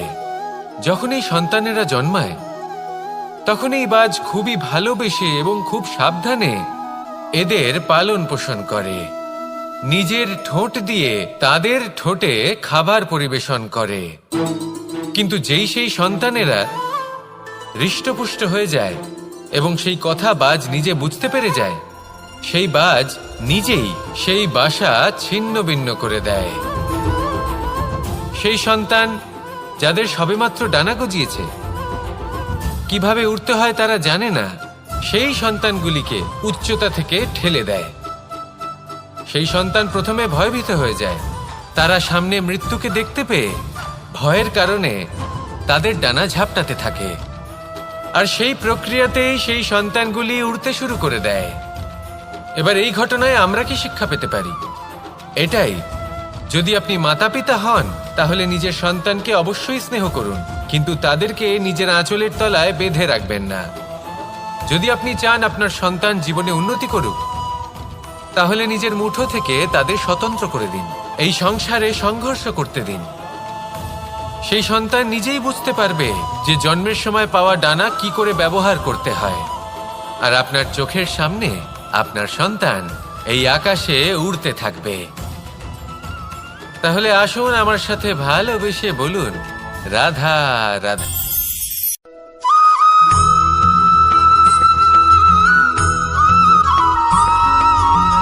এবার অনেক সময় মানুষের মনে এরকম প্রশ্ন আসে যে এই সংসারে সবথেকে বড় বিপদ কি? কেউ বলে ধর্ম সংকট, আবার কেউ বলে প্রাণের উপর আসা সংকট। প্রত্যেক মানুষের জীবনে বিভিন্ন সংকট আসে, আর এই সমস্ত সংকট অত্যন্ত বিচিত্র হতে পারে। এই সমস্ত সংসার হলো সংকট দ্বারা পরিপূর্ণ। ঠিক আছে, আপনাকে একটা উদাহরণ দিই। একজন ধনী ব্যক্তি। এবার ওনার জীবনে সংকট কি হতে পারে? সংকট এটাই যে কেউ তার সম্পত্তি চুরি না করে নেয়, আমরা বুঝতে পারছি। এবার একজন চোর, তার জীবনে সংকট কি হতে পারে? যে চুরি করার সময় সে যদি তার একটা কাশি চাপতে না পারে, তাহলে সে ধরা পড়ে যেতে পারে, ঠিক কিনা?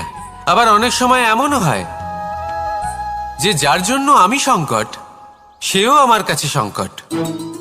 যেমন এই পরিস্থিতিতে দেখুন, সংকট হলো সংকট, এ তো জীবনে থাকবে, কিন্তু এর সম্মুখীন কিভাবে হওয়া যায়? খুব সরল। সব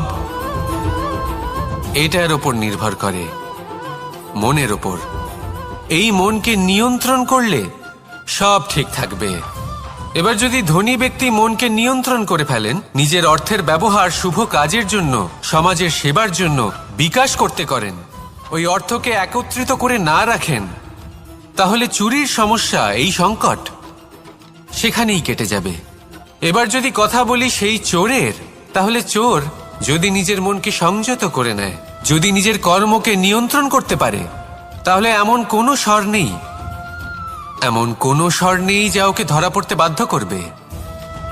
সেই জন্য জীবনে সংকট যতই আসুক, যত বড়ই সংকট আসুক না কেন, কবচ হলো একটাই, আর এই কবচের নাম হলো আত্মনিয়ন্ত্রণ। নিজের মনকে নিয়ন্ত্রণে রাখতে শিখুন। এটা নিজের জীবনে প্রয়োগ করে তো দেখুন। যদি আপনি করতে পারেন, তবে আপনি দেখবেন যে সংকট তো জীবনে আসা যাওয়া করে, কিন্তু সেই সংকটগুলির সম্মুখীন আপনি এইভাবে করতে পারবেন। তাহলে সেটাই করুন, আর আমার সাথে ভালোবেসে বলুন, রাধা রাধা।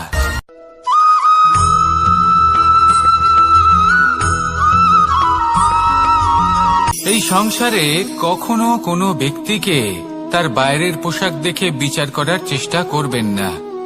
এটা খুব বড় ভুল করবেন। যেমন আমরা জীবনে অনেক সময় এমন করি, ধরুন কোথাও একটা গাছ দেখলাম, খুব বিশাল আকারের একটা গাছ, যেটা মাটির থেকে অনেক উঁচুতে পৌঁছে গেছে, যার বিশাল শাখা আছে। সেগুলো দেখে আমরা ভাবি যে এই গাছে হয়তো কত সুস্বাদু ফল আছে, আমরা সেই গাছের পরিচর্যা করতে থাকি। আবার অন্যদিকে হলো একটি তৃণ, যেটা মাটি থেকে কিছুটা উঁচুতে পৌঁছেছে, কিন্তু সেই তৃণর নিচে, মাটির নিচে অত্যন্ত সুস্বাদু ফল বা সবজি জন্ম নেয়, যা আমাদের স্বাস্থ্যের পক্ষে অত্যন্ত উপকারী।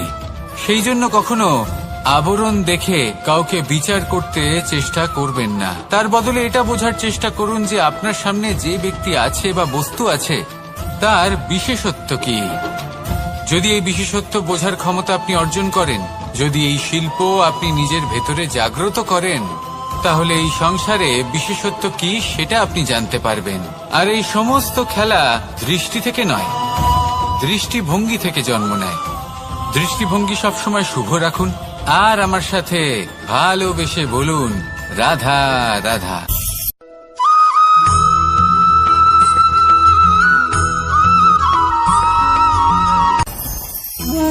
ভোজন।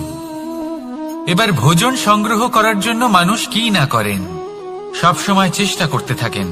ফসল উৎপাদনের জন্য অনেক পরিশ্রম করতে থাকেন, কিন্তু অনেক সময় অনেক পরিশ্রম করার পরেও ফসল ভালো উৎপাদন হয় না। এর কারণ কি? কারণ হলো এটাই যে আপনি পরিশ্রম হয়তো অনেক করেছেন, কিন্তু আপনার নজর তো সেই বীজের দিকে ছিলই না যা আপনি রোপণ করেছেন। সেই জন্য সব সময় কোনো বীজ রোপণ করার আগে তাকে পরখ করে দেখুন, তা অত্যন্ত আবশ্যক। আর সেইভাবেই যখনই কোনো কর্মের প্রশ্ন আসে, তাহলে সেখানে শুধুমাত্র পরিশ্রম যথেষ্ট নয়, সেই কাজের প্রতি আপনার কর্তব্য কি, আপনার উদ্দেশ্য কি, সেটা জানা হলো অত্যন্ত গুরুত্বপূর্ণ। তাই কর্ম করুন, কিন্তু সেই কর্মের প্রতি আপনার যা উদ্দেশ্য তার মাহাত্ম্য বুঝতে চেষ্টা করুন। তাহলে আসুন আমার সাথে ভালোবেসে বলুন, রাধা রাধা।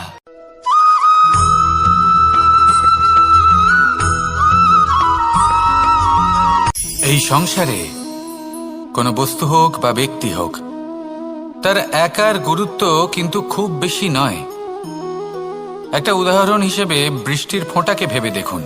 যদি একটি বৃষ্টির ফোঁটা হয় তাহলে তার খুব বেশি গুরুত্ব থাকে না, কিন্তু যখন সহস্র বৃষ্টির ফোঁটা মেঘের মধ্যে দিয়ে ঝরে পড়ে, তখন সেটা বর্ষার রূপ ধারণ করে। সেই বর্ষা যা এই প্রকৃতিকে শান্ত করে। সেইভাবেই পাথরের ছোট টুকরো, তার খুব বেশি গুরুত্ব থাকে না, কিন্তু যখন অসংখ্য পাথরের টুকরো একত্রিত হয় তখন তা পর্বতের আকার ধারণ করে। সেইভাবেই কিছু মানুষ যখন একত্রিত হন তখন তৈরি হয় পরিবার, কিছু পরিবার যখন একত্রিত হয় তখন তৈরি হয় সমাজ, যখন অনেক সংখ্যক সমাজ একত্রিত হয় তখন তৈরি হয় রাজ্য। এবার এই রাজ্যের সবথেকে গুরুত্বপূর্ণ ব্যক্তি হতে পারেন রাজা, কিন্তু তাও সেই রাজা একা কিছু করতে পারেন না। যুদ্ধ লড়ার সময় তারও নিজের সৈন্যদলকে প্রয়োজন পড়ে। কিন্তু এই সংসারে এমন একজন ব্যক্তি আছেন যিনি একাই সব কাজ করতে থাকেন, এবং সেই ব্যক্তি হলেন মা। আমাদের জীবনে একজন পিতার ভূমিকা কিন্তু নিঃসন্দেহে অমূল্য, কিন্তু আমাদের সকলের জীবনে যে ভূমিকা একজন মায়ের তা অন্য কারোর থাকে না। একজন মা একাই সন্তানকে বড় করতে পারেন, সংস্কারী করে তুলতে পারেন, তার জন্য পরিশ্রম করেন। আর এত কিছু কাজ করার পরেও তার কাজের জন্য তিনি প্রশংসা অবশ্য পান না। উল্টে যদি সেই সন্তান অনুচিত পথে চালিত হয়, অনুচিত কর্ম করে, তখন সেই মাকেই অপবাদের পাত্র হয়ে উঠতে হয়। আমাদের জীবনে মায়ের যোগদান কতটা সেটা বুঝুন। আপনাকে বড় করে তোলার জন্য উনি কতটা পরিশ্রম করেছেন সেটা বুঝুন। আজ থেকে, এখন থেকে, এই মুহূর্ত থেকে মাকে সম্মান করতে শিখুন। যখন সময় পাবেন, যখন সুযোগ হবে, তখন তার প্রশংসা করুন, ওনারও ভালো লাগবে। আর মায়ের এই মমতার জন্য, তার এই ভূমিকার জন্য আসুন সবাই মিলে আমরা তাকে প্রণাম করি, আর সকলে মিলে ভালোবেসে বলি রাধা রাধা।